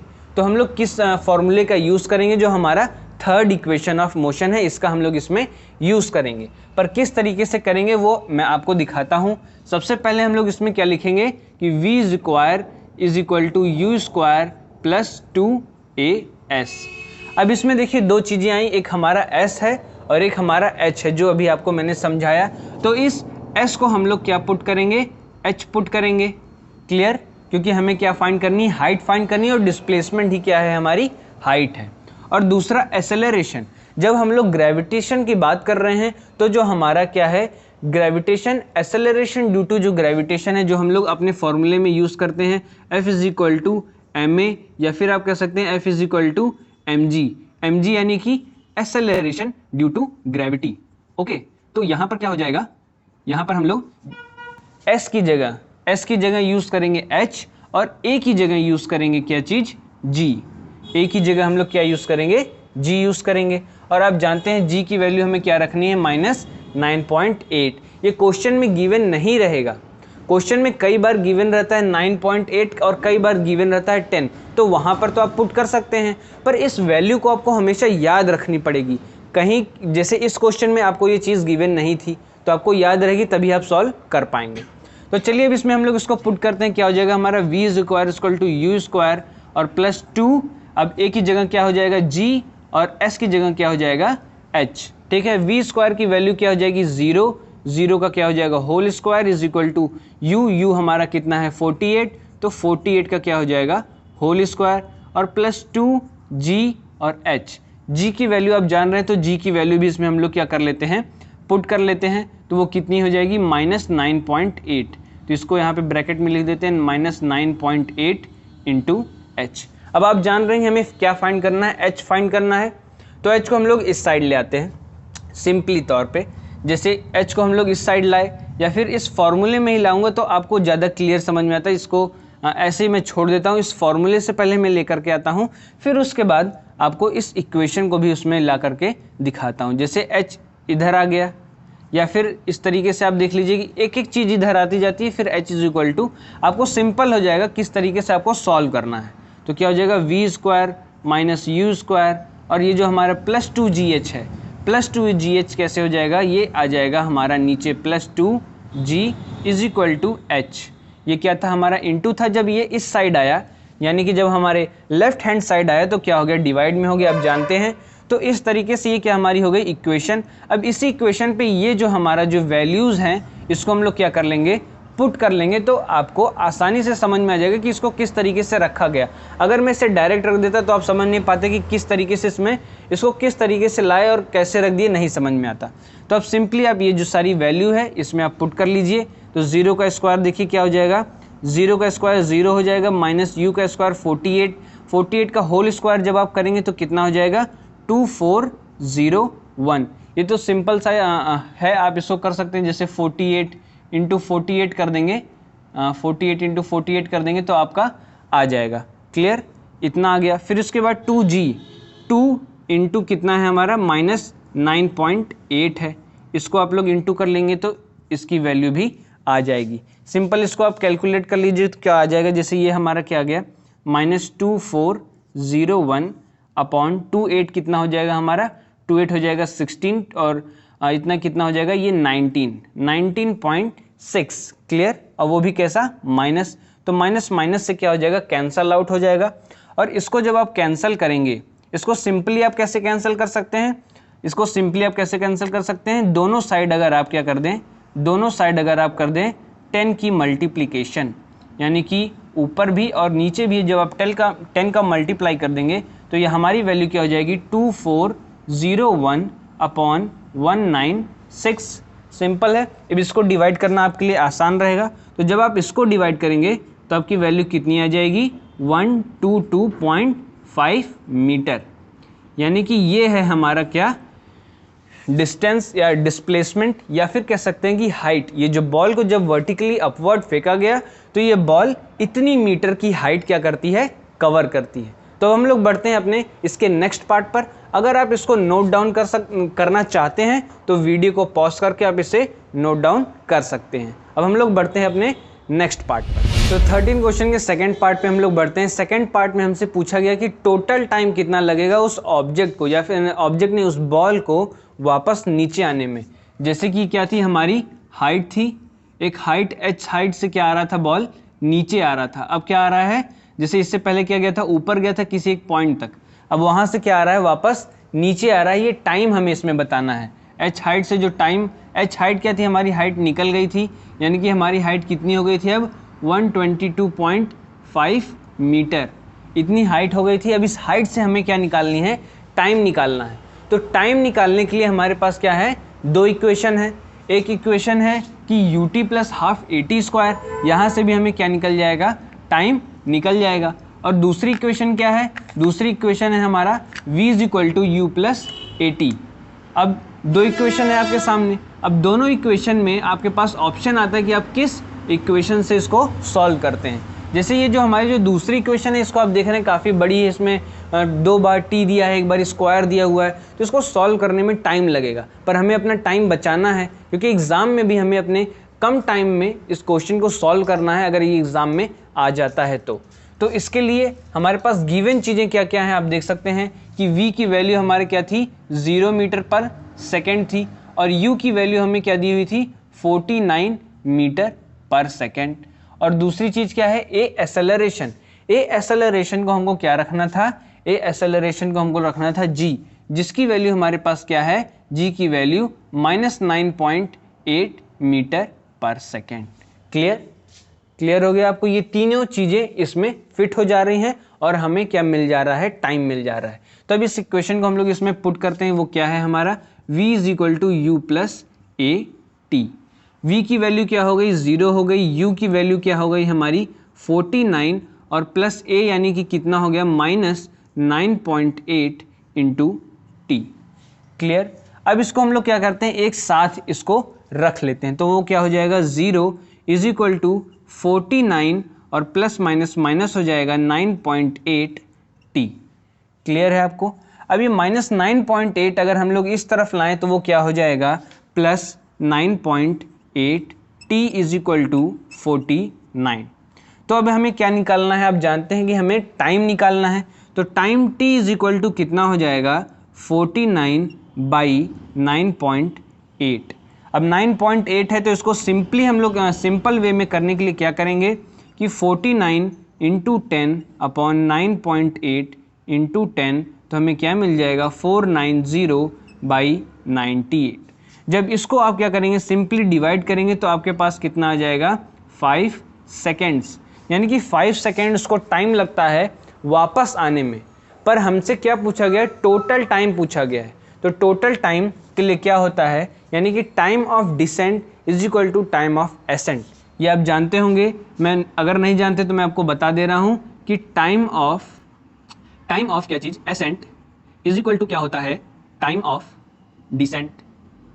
इसका मतलब कि जितना टाइम इस बॉल को यहाँ से एक पॉइंट तक जाने में लग रहा है, यानी कि लेट सपोज ये पॉइंट है, इस पॉइंट तक जाने में लग रहा है, उतना ही सेम टाइम उसको वापस आने में भी लगेगा। तो हमारा जो टोटल टाइम है वो कितना हो जाता है, टोटल टाइम हमारा हो जाएगा 5 सेकेंड्स इसको जाने में लग रहा है, 5 सेकेंड्स इसको जाने में लग रहा है और 5 सेकेंड्स इसको वापस आने में लग रहा है। तो टोटल टाइम हमारा कितना हो जाता है, 10 सेकेंड्स।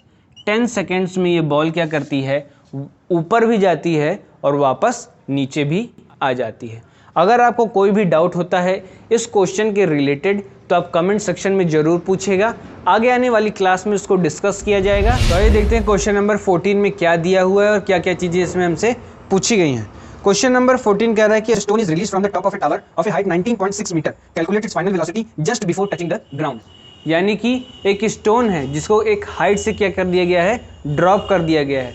वो कितना है, 19.6 क्या है, उसकी हाइट है। अब इसमें हमको ये बताना है कि जो इसकी फाइनल वेलोसिटी है वो कितनी होगी इसकी फाइनल वेलोसिटी। आप जानते हैं कि इसके पहले के क्वेश्चन में जो हमने पढ़ा था उसमें क्या था, कोई भी ऑब्जेक्ट को अपवर्ड थ्रो किया जा रहा था और इसमें क्या हुआ है, इसमें रिलीज़ किया गया है। तो इससे हमें क्या समझने को मिलता है कि एक चीज़ जो इसमें सिंपली गिवन है वो क्या है, हमारी एच हाइट 19.6 मीटर। और दूसरी चीज़ ये कि जब इसको सिंपली रिलीज़ किया गया है तो इसकी जो इनिशियल वेलोसिटी हो गई वो कितनी हो गई, 0 मीटर पर सेकेंड। इसको ऐसे सीधे रिलीज़ कर दिया गया। जब थ्रो किया जाता तो इसमें कोई वेलोसिटी लगती। क्लियर। और इसमें हमसे क्या पूछा है, फाइनल वेलोसिटी हमसे पूछी गई है। और जब आप जान रहे हैं कि जो कोई भी ऑब्जेक्ट है वो कैसे जब नीचे आ रहा है तो यानी कि ग्रेविटी के थ्रू ही आ रहा है, इस पर ग्रेविटी अप्लाई हो रही है, तो यहाँ पे ग्रेविटी क्या रहेगी, पॉजिटिव रहेगी। जैसे कि पिछले क्वेश्चन में क्या थी, ग्रेविटी निगेटिव थी क्योंकि वो क्या जा रहा था, अपवर्ड, यानी कि अगेंस्ट ग्रेविटी के जा रहा था। तो यहाँ पर g की वैल्यू क्या हो जाएगी हमारी, g की वैल्यू हो जाएगी plus 9.8 metre per second square. Clear. अब ये सारी वैल्यू जब हमको मिल चुकी है तो आप जानते हैं कि हमें कौन सा इसमें फॉर्मूला यूज़ करना होगा, या फिर आप कह सकते हैं कौन सा इक्वेशन हमें यूज़ करना होगा। ये जो 3 इक्वेशन हमने अपने पिछले चैप्टर में पढ़ा है या पिछले वीडियोस में आपने पढ़ा होगा, तो वो काफ़ी इम्पॉर्टेंट है। वो अभी भी आपको काम देगा, क्लास 9th में भी और क्लास 10th, फिर और आगे आने वाली क्लासेस में भी वो आपको काम देगा। तो तीनों क्वेश्चन आप अच्छे से प्रिपेयर रखिएगा, उसके डेरिवेशंस भी। तो सबसे पहले इसमें हम लोग क्या देखते हैं, इसमें ये सारी चीज़ें दी हुई हैं, तो इससे हमें कौन सा इक्वेशन इसमें इस्तेमाल करना है, हमें इसमें इस्तेमाल करना है हमारा third equation of motion. Third equation हमारा क्या है, वो है v square is equal to you square plus 2as। अब आप जानते हैं a और s की जगह हमें क्या यूज़ करना है, a की जगह हमें यूज़ करना है g और s की जगह हमें यूज़ करना है h, क्योंकि ये क्या है, ग्रेविटेशन। जैसे कि आपने क्वेश्चन नंबर 13 में जाना था, जो बच्चे नहीं जाने थे उनको मैं बता दे रहा हूँ वापस से, ये क्यों हो रहा है, एक्सेलरेशन ड्यू टू ग्रेविटी की वजह से हो रहा है, और जो हमारे ये डिस्प्लेसमेंट है वो क्या है, h हाइट शो करता है। ठीक है, क्योंकि एक पॉइंट से दूसरे पॉइंट तक ये क्या हो रहा है, इसमें ट्रेवल किया जा रहा है।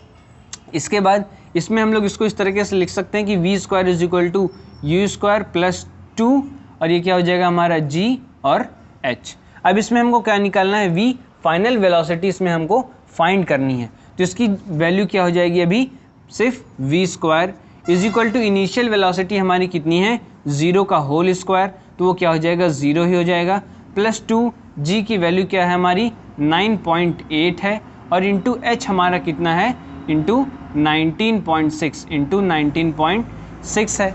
तो आप देख रहे हैं कि इसमें क्या हो जाएगा, इसके आगे कैलकुलेशन करेंगे तो 0 प्लस, या फिर इसको मैं हटा ही दूँ तो इससे कोई फ़र्क नहीं पड़ता है। 9.8 में जब आप 2 का मल्टीप्लाई करेंगे तो वो कितना हो जाएगा, 19.6 आ जाएगा, इंटू हमारा कितना दिया हुआ है, 19.6। अब आप देख रहे होंगे इधर क्या है, v स्क्वायर है, v स्क्वायर को जब हम लोग क्या करेंगे, इस साइड ले जाएंगे स्क्वायर को, तो वो क्या हो जाएगा, अंडर रूट में कन्वर्ट हो जाएगा, और क्या हो जाएगा हमारा 19.6 इंटू 19.6। अब इसकी वैल्यू हम लोग क्या लिख सकते हैं, स्क्वायर रूट की वैल्यू क्या आ जाएगी, v इज इक्वल टू 19.6 इतना मीटर पर सेकेंड। ये छोटी सी कैलकुलेशन थी, सिंपल सी, जो आप अपने प्रीवियस क्लासेस में भी आपने जाना होगा कि किस तरीके से होता है, और इसमें कोई बहुत ही बड़ी कोई कैलकुलेशन नहीं थी। सिंपली आपको समझ में आ गया होगा कि किस तरीके से इसको सॉल्व किया गया है, और इसमें क्या क्या चीज़ें बताई गई, क्या क्या चीज़ें रखी गई हैं।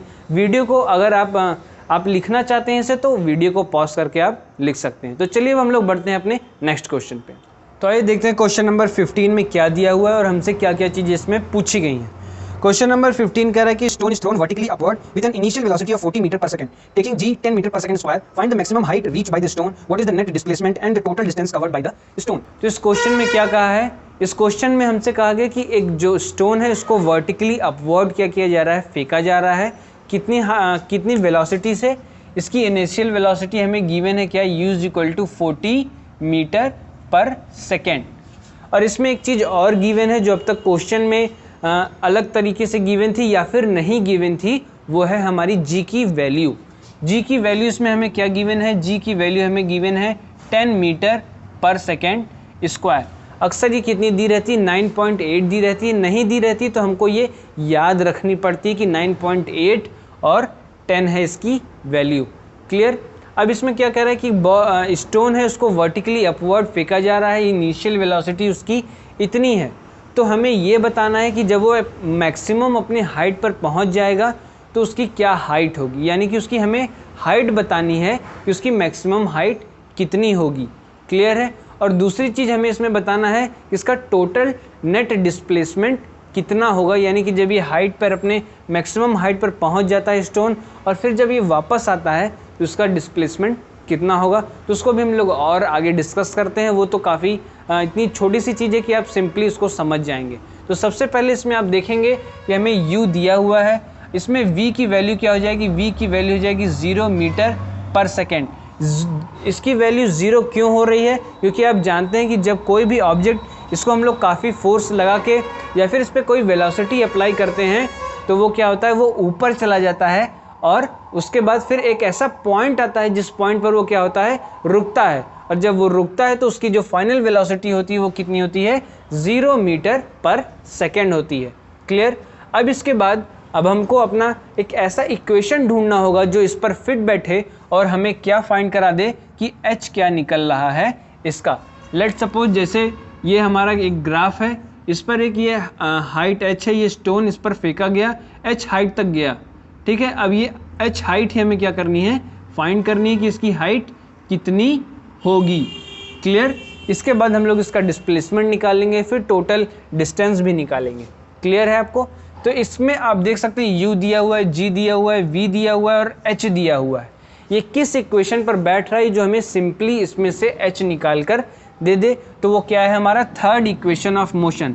थर्ड इक्वेशन ऑफ मोशन हमारा क्या बताता है, वो बताता है v square is equal to you square plus 2as। जो बच्चे इसके पहले के क्वेश्चन नंबर 13 को देखे होंगे तो उन बच्चों को, या फिर क्वेश्चन नंबर 14 में भी आप देखे होंगे तो इसका यूज़ किया गया था, जिसमें a और g की वैल्यू आप जान रहे हैं कि a की value as a g use की गई थी और s की value as a h use की गई थी।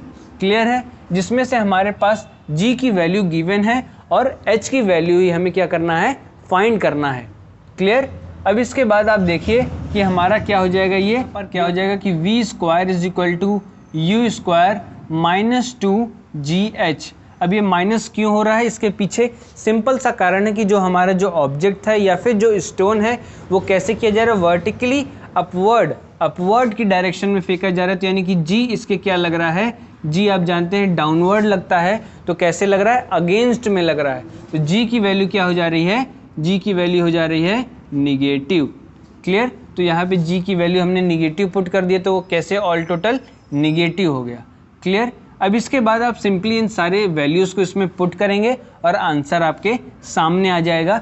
पर उससे पहले इसको सिंपली हम लोग किस तरीके से रख लेंगे, सिंपली हम लोग इसको इस तरीके से रख लेंगे कि v स्क्वायर और फिर ये यू स्क्वायर तो इधर आ जाएगा, तो u माइनस यू स्क्वायर, और ये जो 2gh है इसको हम लोग क्या लाएंगे, इसके नीचे लाएंगे, तो क्या हो जाएगा minus 2g। Okay, is equal to ये क्या हो जाएगा हमारा h हो जाएगा। क्लियर? आपको समझ में आएगा ये क्या है, इनटू है, ध्यान रखिएगा, नहीं तो आपको ध्यान में आएगा कि माइनस है, इधर जाना चाहिए था तो प्लस होना चाहिए था, तो ऐसा नहीं है, ये g के साथ इनटू है, तो जब ये नीचे आता है तो क्या हो जाएगा, डिवाइड होता है। क्लियर? अब सारी वैल्यूज़ को पुट करते हैं। u की वैल्यू हमें क्या गिवन है, 0, 0 का क्या हो गया होल स्क्वायर, माइनस u की वैल्यू क्या गिवन है, u की वैल्यू हमें गिवन है 40 मीटर पर सेकेंड, तो कितना हो गया 40 का whole square by minus 2g की वैल्यू हमें कितनी रखने के कहा है, 10 रखने के लिए कहा है, पर ध्यान में रखें माइनस ही रखना है। क्यों? क्योंकि ये अपवर्ड की तरफ जा रहा है, डाउनवर्ड जाता तो इसकी वैल्यू हम लोग प्लस रखते। जैसे कि अभी इसके पहले के क्वेश्चन में 9.8 हमने रखा था जो कि क्वेश्चन में गिवन नहीं था, पर उसको पॉजिटिव क्यों रखा गया था, क्योंकि वो कैसे आ रहा था, डाउनवर्ड आ रहा था। क्लियर? तो इसको अब हम लोग आगे और सॉल्व करते हैं, तो h इज इक्वल टू ये रहा। फिर इसके बाद हम लोग इसको आगे सॉल्व करेंगे तो 40 का क्या हो जाएगा, 4 हो जाएगा हमारा 16, और ये डबल 0, 0 का स्क्वायर 0 ही होता है, और 2 इंटू 10 20 हो जाएगा। माइनस माइनस क्या हो जाएंगे, कैंसिल आउट हो जाएंगे, यहाँ से इसका माइनस, यहाँ से इसका माइनस क्या हो जाएगा, कैंसिल आउट, 0 0 से और 2 इसमें से कट जाएगा तो कितना आ जाएगा 80 मीटर हमारी क्या हो जाएगी, हाइट हो जाएगी। यूनिट का ध्यान रखिएगा, यूनिट आपसे हमेशा छूटनी नहीं चाहिए। जो बच्चे हमारे साथ पहले से जुड़े हुए हैं वो तो बोर हो गए होंगे सुनते सुनते कि यूनिट की बात हमेशा करते रहते हैं, पर जो बच्चे नए जुड़े हैं उनको भी ध्यान दिलाना बहुत ही ज़रूरी है। काहे कि अगर आप यहाँ पे ये जो वैल्यू है इसको लिखे दें तो रूल के हिसाब से आपको 1 मार्क्स तो मिल जाएंगे, पर अगर आप यूनिट नहीं लिखते हैं तो रूल के हिसाब से वो 1 मार्क्स आपके कट भी जाएंगे। तो यूनिट भी लिखना बहुत ही ज़रूरी है। क्लियर? अब इसके बाद हमसे पूछा गया है कि इसका कितना होगा नेट डिस्प्लेसमेंट। नेट डिस्प्लेसमेंट क्या होता है, यानी कि जब कोई ऑब्जेक्ट हमारे इनिशियल पॉइंट से जब चलता है और अपने फाइनल पॉइंट तक क्या करता है, पहुंचता है, तो उसकी क्या होती है, डिस्प्लेसमेंट होती है। पर इस केस में क्या हो रहा है कि जब जो हमारा स्टोन है वो फाइनल पॉइंट तक जाता है और क्या आता है वापस आ जाता है, तो उसकी जो नेट डिस्प्लेसमेंट निकलती है, यानी कि जो नेट डिस्प्लेसमेंट उसकी निकलती है वो क्या हो जाएगी, नेट डिस्प्लेसमेंट उसकी हो जाएगी 0 मीटर्स। क्यों? क्योंकि जो हमारा फाइनल पॉइंट, इनिशियल पॉइंट और फाइनल पॉइंट के बीच का जो डिफरेंस है वो कुछ भी नहीं है, क्योंकि जो स्टोन था ये यहाँ से चला और फिर वापस यहीं पर आ गया, जिसका नेट डिस्प्लेसमेंट क्या हो गया, 0 हो गया। क्लियर? अब इसके बाद हमसे इसमें पूछा था कि इसका टोटल डिस्टेंस कितना होगा। आपने अभी जाना कि इसकी हाइट कितनी थी, h थी, तो आप जान रहे हैं कि जब ये यहाँ तक जा रहा है, यानी कि अपने मैक्सिमम हाइट तक पहुँच रहा है, तो इसकी हाइट कितनी हो गई है, 80 मीटर्स। जब हमसे बात की गई है कि इसके टोटल हाइट कितनी हो जाती है, या फिर टोटल डिस्टेंस पूछा गया, टोटल हाइट नहीं, टोटल डिस्टेंस। हाइट तो इसकी कितनी थी, 80 थी, पर टोटल डिस्टेंस यानी कि ये 80 मीटर कवर करता है और फिर वापस 80 मीटर आता है, यानी कि 80 और प्लस 80, ये कितना हो जाता है, 160 मीटर्स। यानी कि टोटल डिस्टेंस इसकी कितनी है, 160 मीटर्स। क्लियर? तो आइए देखते हैं क्वेश्चन नंबर 16 में क्या क्या चीज़ें गिवन है और हमसे क्या क्या चीज़ें इसमें पूछी जा रही हैं। क्वेश्चन नंबर 16 कह रहा है कि calculate the force of gravitation between the earth and the sun given that the mass of the earth is equal to 6 × 10⁻24 kg and sun is equal to 2 × 10⁻30 kg। The average distance between the two is 1.5 × 10⁻11 metres. इसमें हमको force of gravitation इसमें क्या करना है, find करना है, किसके किसके बीच, अर्थ और सन के बीच। उसके बीच में हमें क्या दिया हुआ है, एवरेज डिस्टेंस भी गिवन है, एवरेज या फिर कह सकते हैं आप रेडियस गिवन है, किसके किसके बीच, अर्थ और सन के बीच। तो आइए इसमें हम लोग इसको पुट करते हैं और आगे इसमें सॉल्व करते हैं। तो इसमें क्वेश्चन में हमको क्या क्या गिवन है इसको सबसे पहले हम लोग नोट डाउन कर लेते हैं, क्योंकि आप जानते हैं जो चीज़ गिवन रहती है उसको अगर आप लिख देते हैं तो आपके वो 1 मार्क्स क्या हो जाते हैं, सिक्योर हो जाते हैं। तो सबसे पहले हमें क्या दिया हुआ है, मास ऑफ अर्थ। मास ऑफ अर्थ हमें कितना गिवन है, मास ऑफ अर्थ हमें गिवन है 6 × 10⁻24, 6 × 10⁻24 kg। उसके बाद हमको गिवन है मास ऑफ सन। मास ऑफ सन हमारा कितने गिवन है, 2 × 10⁻30 kg। इसके बाद हमको क्या चीज़ गिवन है, इन दोनों के बीच का डिस्टेंस, उसको हम लोग क्या कर सकते हैं, रेडियस कह सकते हैं। तो उसको क्या लिख लेंगे, small r is equal to, वो हमें कितना गिवन है, 1.5 × 10⁻11, 1.5 × 10⁻11 मीटर्स। ये चीज़ हमें गिवन है। और इसके बाद हमको क्या कर रहा है, फोर्स ऑफ ग्रेविटेशन हमें क्या करनी है, फाइंड करनी है। तो आपने फॉर्मूला पढ़ा था, वो फॉर्मूला क्या था हमारा, F is equal to gravitational constant G m1 m2 by r²। अब इसमें m1 m2 क्या है, इसको अभी आप लोग देखिए, ये हमारा क्या है formula, F is equal to capital G m1 m2 by r²। m1 m2 यानी कि mass of earth and mass of sun, यानी कि एक ऑब्जेक्ट का और दूसरे ऑब्जेक्ट का क्या है, मास। और इसमें देखिए आप कंफ्यूज कभी मत होइएगा, ये जो जी की यहाँ पे कैपिटल जी दे रखा है, ये क्या है, हमारा ग्रेविटेशनल कांस्टेंट है। याद रखिए ये क्या है, हमारा ग्रेविटेशनल कांस्टेंट है। और दूसरा जो होता है इसकी जगह स्मॉल जी, उसमें अक्सर बच्चे क्या हो जाते हैं, कंफ्यूज होता है कि कैपिटल जी क्या है, स्मॉल जी क्या है। तो याद रखिएगा कि ये क्या है, हमारा ग्रेविटेशनल कांस्टेंट है। और जो स्मॉल जी क्या होता है, एक्सेलरेशन ड्यू टू ग्रेविटी होता है, वो क्या होता है हमारा स्मॉल जी, जिसकी वैल्यू क्या होती है 9.8 मीटर पर सेकेंड स्क्वायर। और कई जगह उसकी वैल्यू यूज़ की जाती है 10 metre per second square. Clear आपको? अब इसमें आप देखिए इसमें क्या क्या चीज़ें हमको गिवन है और इसमें हम लोग क्या करेंगे, इसमें पुट करेंगे। तो इसको हम लोग इस तरीके से लिख सकते हैं कि F is equal to capital G mass of earth, mass of sun upon r²। फिर इसमें देखिए हमको कैपिटल G की वैल्यू गिवन नहीं है, मास ऑफ अर्थ भी गिवन है, मास ऑफ सन भी गिवन है, and distance between both of the object ये भी हमको क्या है, गिवन है। तो कैपिटल G की वैल्यू आपको हमेशा याद रखनी पड़ेगी, एज वेल एज आपको स्मॉल g की भी वैल्यू याद रखनी पड़ेगी।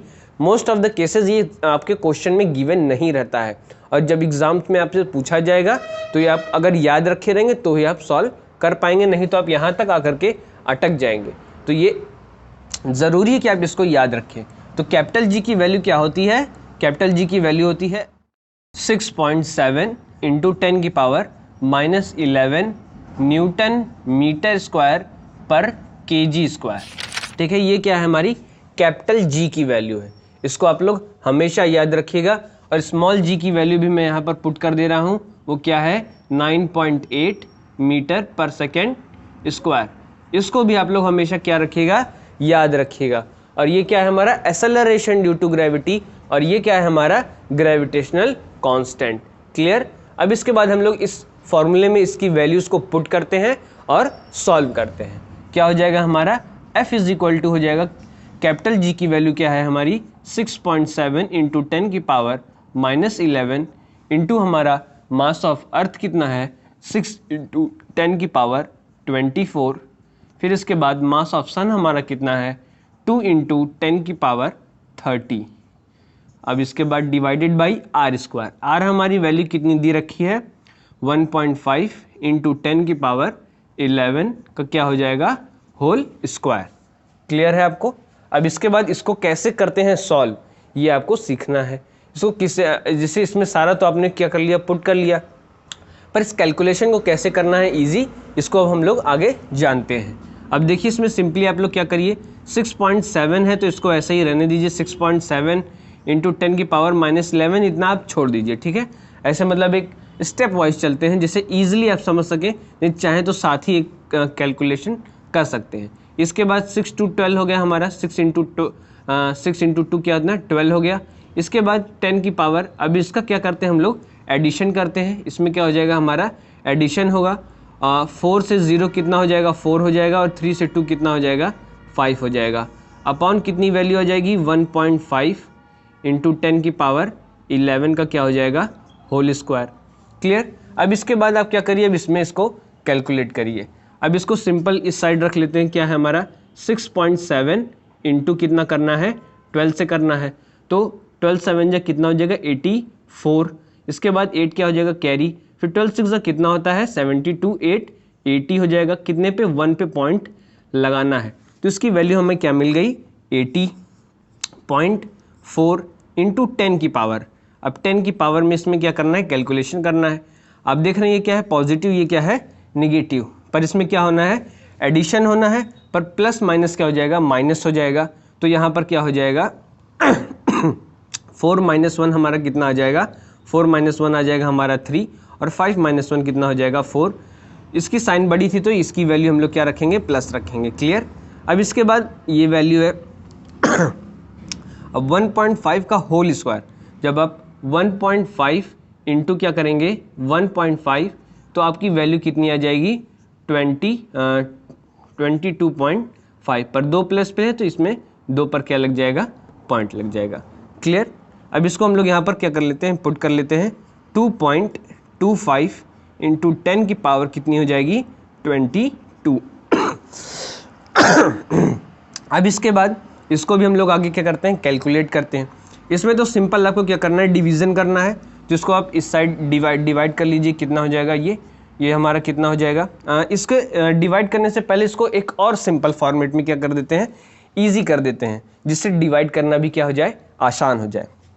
तो आप लोग क्या कर सकते हैं इसके लिए ऊपर और नीचे दोनों साइड क्या कर दीजिए 100 से मल्टीप्लाई कर दीजिए। जब ऊपर और नीचे दोनों साइड आप क्या 100 से मल्टीप्लाई कर देंगे तो कोई भी चेंज नहीं आएगा। क्लियर। तो इसके लिए जब ऊपर से आप इसमें मल्टीप्लाई करेंगे तो कितना हो जाएगा हमारा, ये हो जाएगा 8040 डिवाइडेड बाई 225 इंटू 10 की पावर कितनी है हमारी 43 अपॉन 10 की पावर कितनी है हमारी 22। Clear.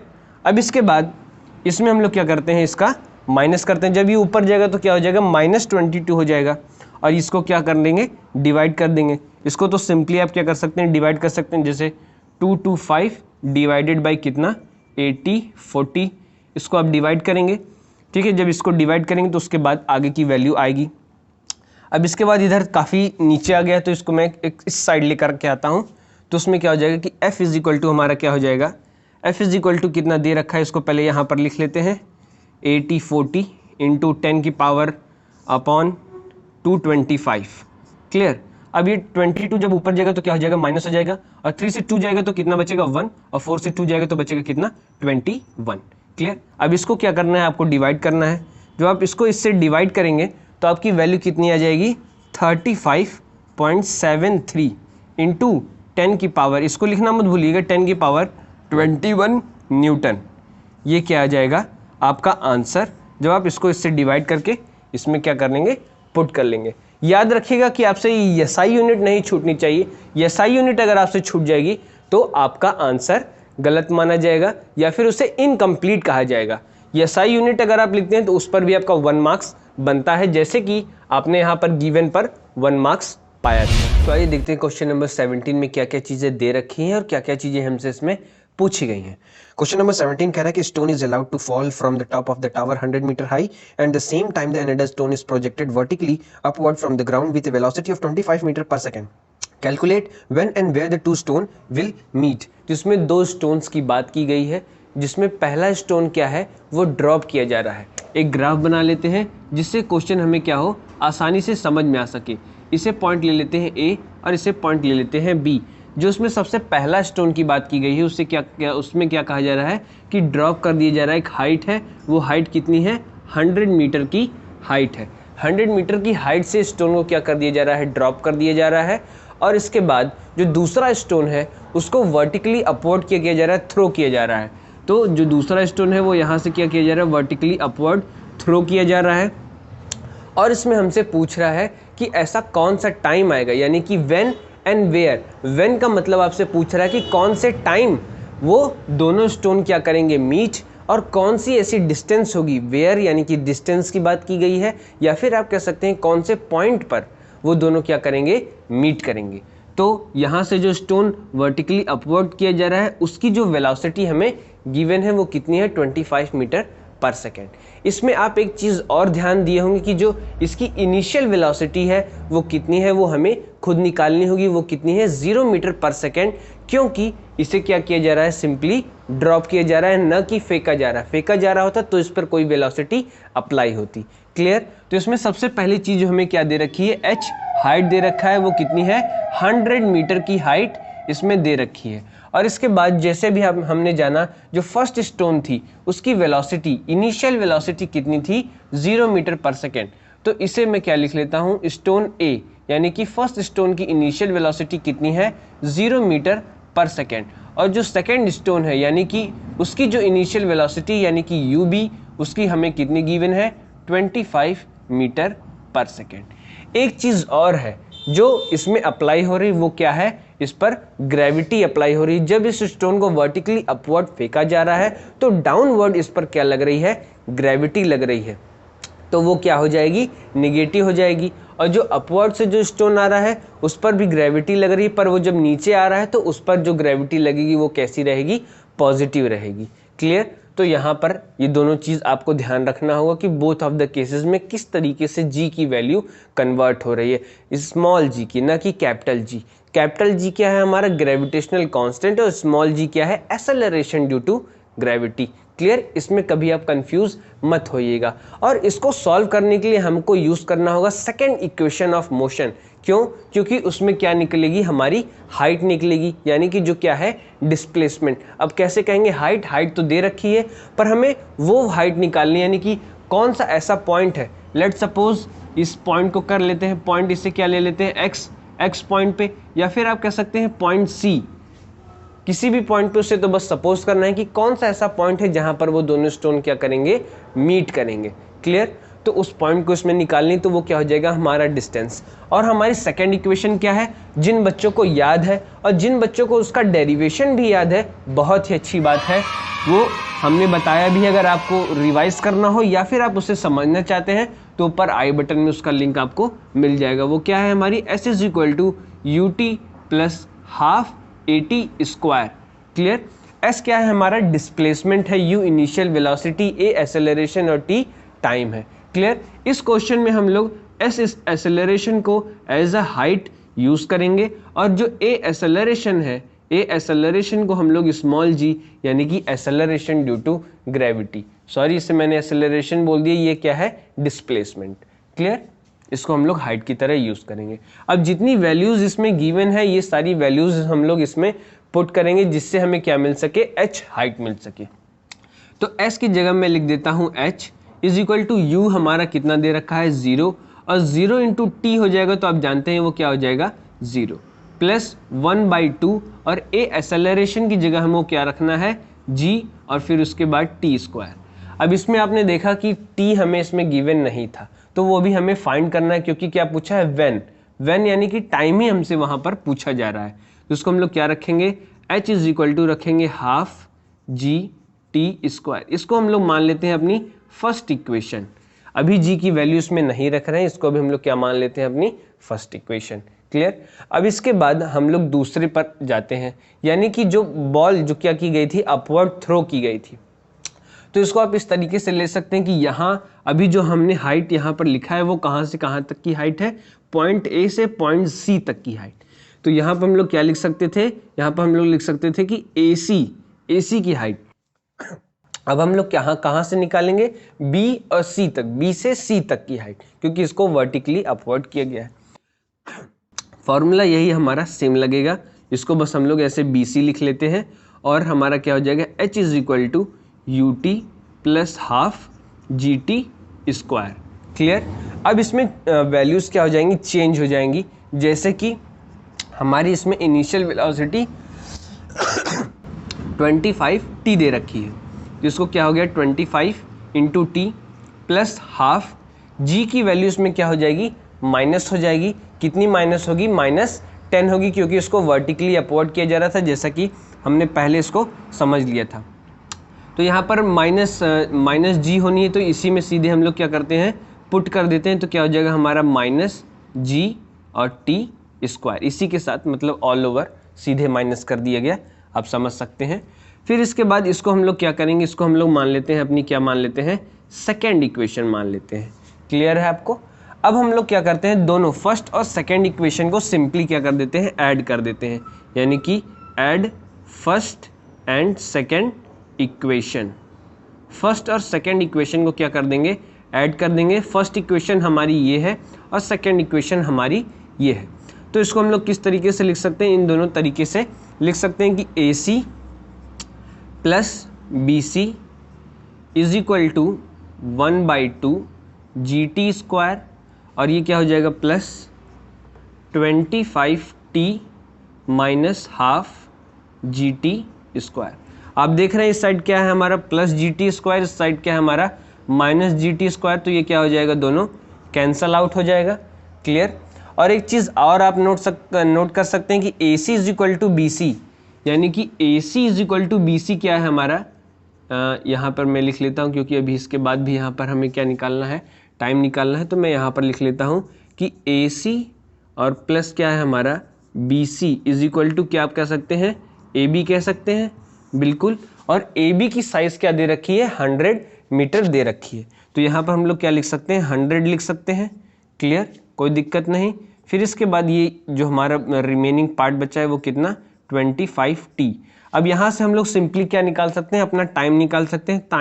Time t is equal to कितना हो जाएगा, 100/25, और इसको 25 से जब आप डिवाइड करेंगे तो कितना आ जाएगा, 4।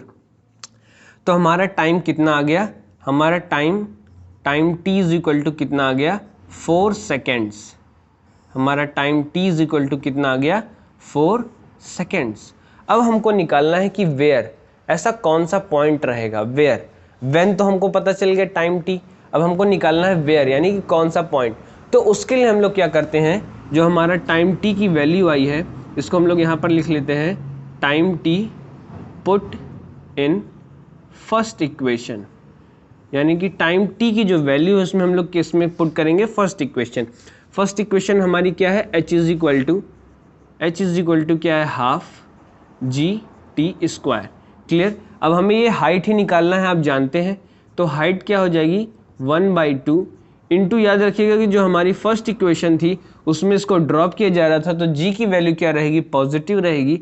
और इसको हम लोग 10 यूज़ कर सकते हैं, क्योंकि सिंपल रहेगा, 9.8 डेसिमल में है, तो उसको सॉल्व करने में प्रॉब्लम आएगी। तो सिंपली आप यहाँ पर 10 इसको रख सकते हैं g की वैल्यू। और उसके बाद t का स्क्वायर, t हमारा कितना आया है, t आया है 4 सेकेंड, तो 4 का स्क्वायर कितना हो जाता है, 16 हो जाता है। सिंपली आप इसको इससे काट लीजिए तो कितना हो जाएगा, 8 हो जाएगा कट करने के बाद। और आपकी हाइट कितनी आ जाएगी, h height is equal to आपकी आ जाएगी 80 मीटर्स। क्लियर है आपको ये क्वेश्चन?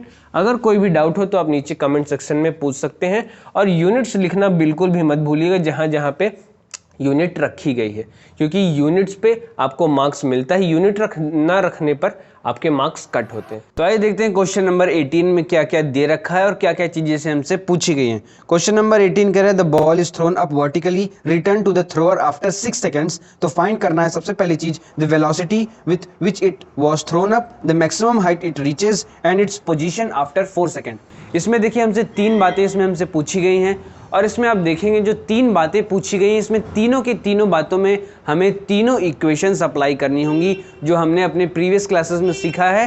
कौन सी equation? First equation of motion, वो क्या है हमारी v is equal to you plus A t, and second equation s is equal to U T plus half A T square, and third equation v square is equal to you square plus 2as। ये तीनों equation इस question में काम आएगी। तो ये question आपके लिए काफ़ी इंपॉर्टेंट हो जाता है। इसको आप अच्छे से समझिएगा कि किस तरीके से इसको सॉल्व करना है और कहाँ पर किस इक्वेशन का यूज़ करना है। तो चलिए बढ़ते हैं। सबसे पहले हम लोग इस बात पर, जो इसमें हमको एक दे रखा है बॉल, जिसको क्या किया जाए, थ्रोन अप किया जा रहा है।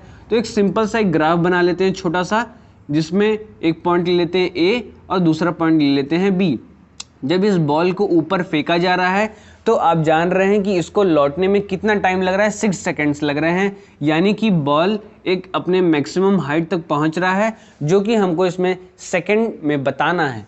तो इसके बाद जो दूसरी चीज़ है, ये इसमें हमें गिवन है कि जब बॉल यहाँ से जा रहा है वापस आ रहा है तो इसको जो टोटल टाइम है, टोटल टाइम इसमें कितना लग रहा है, टोटल टाइम इसमें लग रहा है 6 सेकंड्स।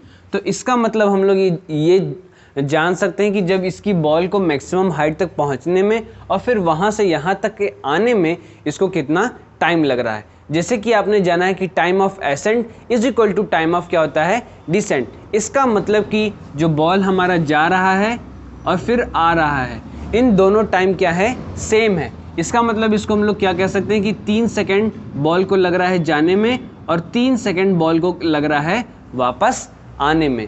क्लियर? तो अब हम लोग बढ़ते हैं इसमें सबसे पहले क्वेश्चन पर। सबसे पहला क्वेश्चन हमारा क्या कह रहा है, सबसे पहला क्वेश्चन हमारा कह रहा है कि find the velocity with it was thrown up. तो यानी कि इसमें हमको क्या फाइंड करनी है, इसकी वेलोसिटी फाइंड करनी है, जिससे इसको क्या किया गया है, थ्रो किया गया है, यानी कि इनिशियल वेलोसिटी इसमें हमको फाइंड करनी है। तो इस केस में आप देख सकते हैं कि हमारे पास क्या क्या चीज़ें गिवन है। इस केस में हमारे पास गिवन है फाइनल वेलोसिटी। फाइनल वेलोसिटी इसकी क्या है, 0 मीटर पर सेकेंड, क्योंकि जब ये बॉल को ऊपर फेंका जाएगा तो आप जानते हैं वहां पर जाकर के बॉल रुक जाएगी, और जब रुक जाएगी तो उसकी फाइनल वेलोसिटी क्या हो जाएगी, 0 हो जाएगी। क्लियर? और इसमें हमको इनिशियल वेलोसिटी इसमें क्या करनी है, फाइंड करनी है। क्लियर है ये बात? अब इसके बाद हम लोग इसमें अपनी क्या अप्लाई करेंगे, फर्स्ट इक्वेशन ऑफ मोशन, जिसमें एक चीज़ और हमें गिवन है, वो क्या है हमारा time t। Time t is equal to कितना, 3 सेकेंड लगता है इस बॉल को वहाँ एक हाइट तक पहुँचने में। क्लियर है आपको ये बात? तो हमारी पहली इक्वेशन क्या है, पहली इक्वेशन हमारी v is equal to you plus A T, यानी कि फर्स्ट क्वेश्चन में जो इस क्वेश्चन का जो पहला पार्ट है उसमें हमारी फर्स्ट इक्वेशन ऑफ मोशन आएगी। अगर आप तीनों इक्वेशन का डेरिवेशन नहीं देखे हैं तो आपको ऊपर आई बटन में डेरिवेशंस मिल जाएंगे, उनको अच्छे से आप लर्न कर लीजिए, समझ लीजिए ये किस तरीके से उसको सॉल्व किया जा रहा है, जिससे आपको आगे और कोई दिक्कत ना आए। तो v की वैल्यू हमारी क्या है, 0, और u की वैल्यू हमको फाइंड करनी है, तो इसको ऐसे ही छोड़ देते हैं। और आप जानते हैं कि a की वैल्यू हम लोग क्या यूज़ करते हैं, g यूज़ करते हैं, और s की वैल्यू हम लोग क्या यूज़ करते हैं, h हाइट यूज़ करते हैं, अब तक की जैसे क्वेश्चन में हमने यूज़ करते आए हैं। ठीक है? तो उसी तरीके से सिंपली हम लोग इसमें भी यूज़ करेंगे।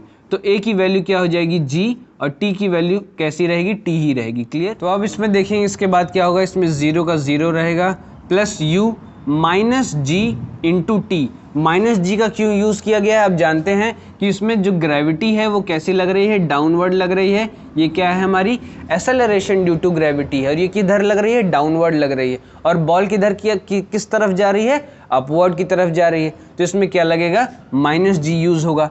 क्लियर है आपको? फिर इसके बाद u की वैल्यू हमको फाइंड ही करनी है। जब u हम लोग इस साइड लाएंगे तो क्या हो जाएगा, minus u is equal to minus g की वैल्यू कितनी हो जाएगी, -9.8 इंटू टाइम t हमारा दे रखा है 3, तो minus u is equal to हमारे पास कितना आ जाएगा, माइनस इसमें हम लोग इसको इंटू कर लेंगे तो कितना हो जाएगा,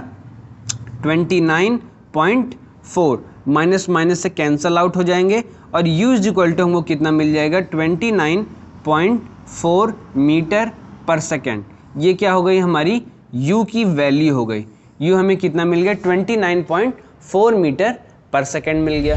सेकेंड पार्ट में हमको क्या करना है, इसकी मैक्सिमम हाइट बतानी, यानी कि ये जो हमारी हाइट है, जिस मैक्सिमम हाइट पर पहुंचने के बाद क्या हो जाती है, बॉल रुक जाती है, ये हाइट निकालनी है। इस हाइट को निकालने के लिए हमारे पास दो इक्वेशन है, पहला सेकंड इक्वेशन ऑफ मोशन और दूसरा थर्ड इक्वेशन ऑफ मोशन।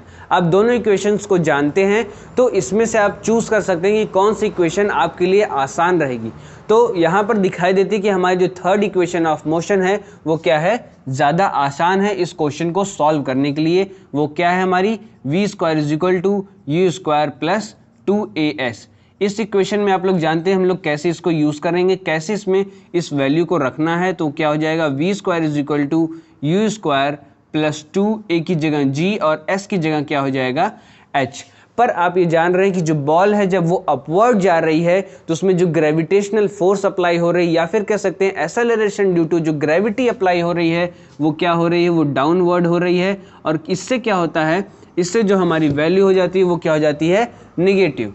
तो उसके लिए हम लोग क्या करेंगे, उसके लिए हम लोग यहाँ पर लिखेंगे v square is equal to you square plus, इसमें हम लोग और थोड़ा सा सिंपल कर लेते हैं, उससे क्या करेंगे कि 2 into minus G into H. तो इससे क्या होगा, इससे हमारा हो जाएगा v square is equal to you square minus 2gh।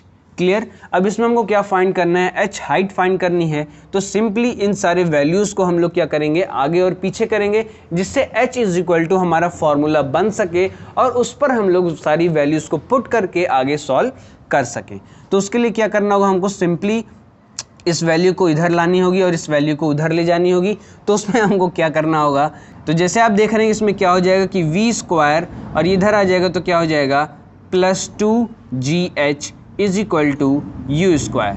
अब सिंपली हम लोग क्या करेंगे, प्लस 2gh जो है इसको इधर ही रहने देंगे, तो वो क्या हो जाएगा plus 2gh is equal to you square minus V square. अब हमको फाइंड करना है सिर्फ और सिर्फ, तो हम लोग क्या लिख सकते हैं, हम लोग लिख सकते हैं कि h is equal to you square minus V square by 2g।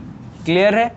तो अब हम लोग यहाँ पर h की क्या करेंगे, वैल्यू रखेंगे। h इज इक्वल टू क्या हो जाएगा यू स्क्वायर, u की वैल्यू हमें कितनी दे रखी है u की वैल्यू इसके पहले के क्वेश्चन में जो हम लोग निकालने था वो रहेगी, वो क्या है हमारी 29.4 का क्या हो जाएगा whole square minus final velocity हमारी क्या है 0 उसका क्या हो जाएगा whole square by 2g, 2 into 9.8 हो जाएगा। क्लियर। ये माइनस हमने इसमें क्या किया था, पुट किया था, अब ये किस केस में हो गया है, पॉजिटिव। क्लियर।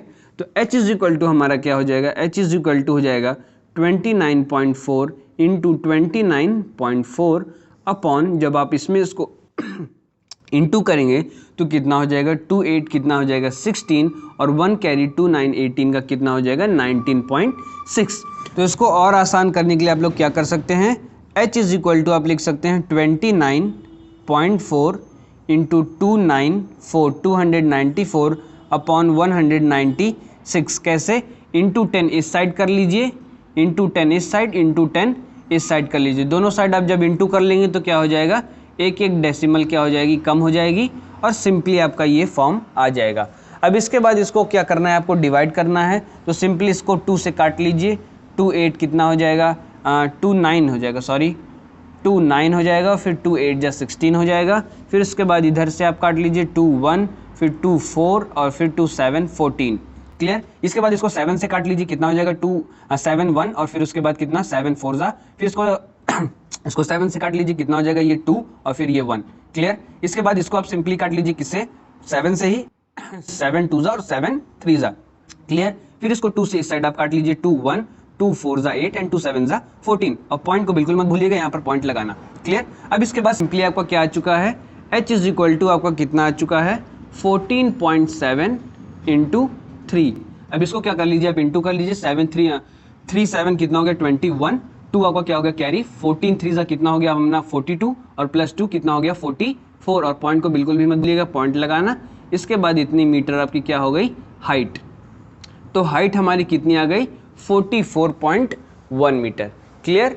अगर आपको कोई भी डाउट हुआ तो नीचे कमेंट सेक्शन में आप ज़रूर पूछिएगा। अब हम लोग बढ़ते हैं अपने नेक्स्ट क्वेश्चन पे। तो देखिए इसके थर्ड पार्ट में क्या कह रहा है कि इट्स पोजीशन आफ्टर 4 सेकेंड।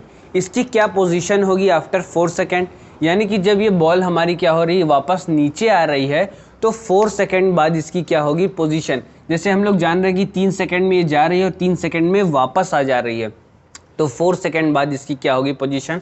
तो इसमें हम लोग क्या निकालेंगे, इसका टाइम हम लोग क्या निकाल सकते हैं कि जो हमारी 4 सेकेंड है उससे माइनस कर लेंगे 3 सेकेंड, तो जिससे हमारा टाइम यहाँ पर जो यूज़ हो रहा है, यानी कि 1 सेकेंड पर उसकी क्या पोजीशन हो रही है जब वहाँ से वो क्या कर रहा है, फॉल कर रहा है।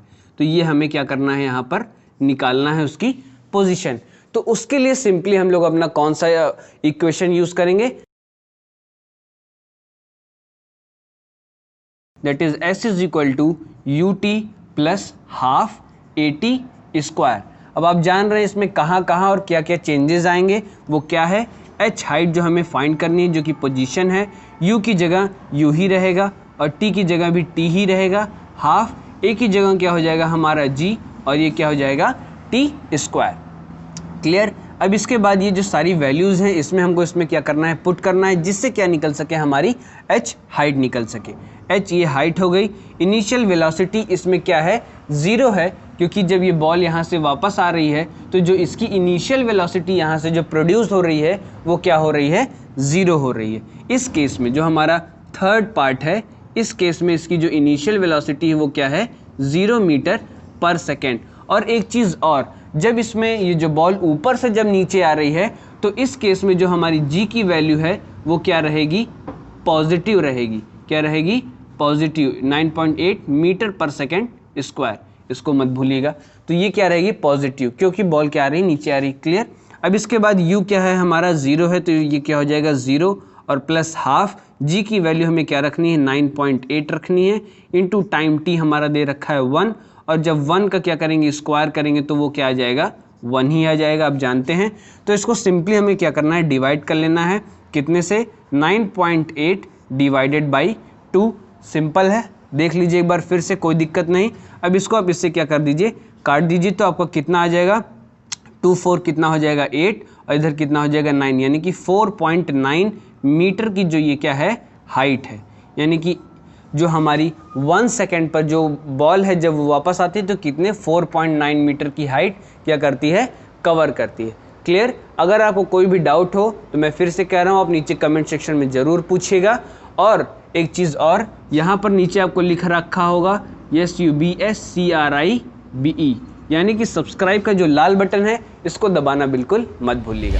तो आइए देखते हैं क्वेश्चन नंबर 19 में क्या दे रखा है और क्या क्या चीज़ें हमसे इसमें पूछी गई हैं। क्वेश्चन नंबर 19 कह रहा है कि in what direction does the buoyant force on an object immerse in a liquid act. ये जो क्वेश्चन है ये 1 मार्क से क्वेश्चन में आपसे पूछ सकता है, या फिर आप कह सकते हैं कि मल्टीपल चॉइस में भी आपसे इसमें पूछा जा सकता है। ये क्वेश्चन कह रहा है कि इसमें कौन सा फोर्स अप्लाई होता है जब क्या होता है, कोई भी ऑब्जेक्ट क्या कर दिया जाता है, इमर्ज किया जाता है किसी भी लिक्विड में, कोई भी लिक्विड हो या फिर फ्लूइड हो। जैसे एग्जांपल के लिए मैं क्या ले लेता हूँ, एक बेकर है और इसमें क्या हुआ, पानी भरा हुआ है। जैसे कोई ऑब्जेक्ट है, इसमें क्या हो रहा है, इमर्ज्ड हो रहा है, यानी कि नीचे की तरफ जा रहा है। लेट सपोज ये ऑब्जेक्ट है जिसका मास कितना है, m है। तो आप जानते हैं इस मास पर क्या अप्लाई होगा, ग्रेविटी भी अप्लाई होगी, तो ये क्या होगा, धीरे धीरे नीचे जाएगा।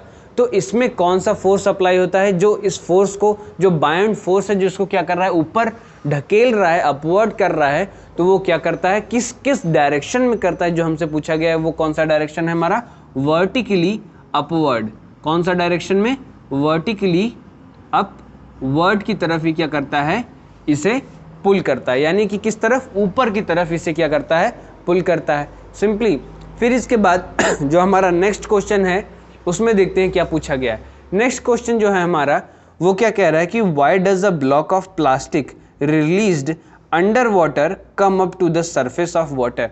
यानी कि सिंपली जैसे यही आपका डायग्राम है, इस डायग्राम में बस थोड़ा सा चेंज क्या है कि ये जो हमारा बीकर है इसमें पानी भरा हुआ है, और क्या होता है जब ये कोई ऑब्जेक्ट है जिसका मास क्या है, m है, इस पर आप जान रहे हैं ग्रेविटी भी क्या हो रही है, अप्लाई हो रही है। और फिर क्या हो रहा है कि इसको ये धीरे धीरे ऊपर आ जा रहा है, किसकी वजह से, हमारे बायोंड फोर्स की वजह से, जैसा कि इसके पहले वाले क्वेश्चन में दे रखा है। और वो किस डायरेक्शन में जा रहा है, वर्टिकली अपवर्ड। तो ये क्या ऊपर आ जाता है, तो हमसे पूछ रहा है कि इसमें कौन सा ऐसा फोर्स अप्लाई हो रहा है, यानी कि why does a block of plastic, जो प्लास्टिक का ब्लॉक है वो कहाँ ऊपर आ रहा है। उसका सिंपल सा कारण है, इसमें क्या अप्लाई हो रहा है, हमारा बायोन फोर्स अप्लाई हो रहा है। कौन सा फोर्स, हमारा बायोन्सी फोर्स। क्लियर, इसको भी मैं यहाँ पर क्या कर देता हूँ, लिख देता हूँ, जिससे आप क्या करें, सिंपली नोट डाउन कर सके। ये क्वेश्चन था हमारा कितना, क्वेश्चन नंबर ये था हमारा 20 और ये था क्वेश्चन नंबर हमारा 19। दोनों का आंसर आपके सामने है, आप इसे चाहें तो नोट डाउन कर सकते हैं। तो आइए देखते हैं क्वेश्चन नंबर 21 में क्या दे रखा है और क्या क्या चीजें हमसे इसमें पूछी गई हैं। क्वेश्चन नंबर 21 कह रहा है the volume of 50 gram of a substance is 20 centimetre cube, if the density of water is 1 gram per centimetre cube, will the substance float और श्रिंक। तो इसमें हमसे पूछा गया है कि एक ऑब्जेक्ट है या फिर कह सकते हैं एक सब्सटेंस है जिसका मास हमको कितना गिवन है, जिसका मास हमको गिवन है 50 ग्राम और वॉल्यूम हमको गिवन है 20 सेंटीमीटर क्यूब। और इसमें हमसे पूछ रहा है कि डेंसिटी क्या होगी इस ऑब्जेक्ट की या फिर इस जो भी आप कह सकते हैं सब्सटेंस की। क्लियर, तो इसके लिए हमको फॉर्मूला अपना लगाना होगा कौन सा, density is equal to mass upon volume का।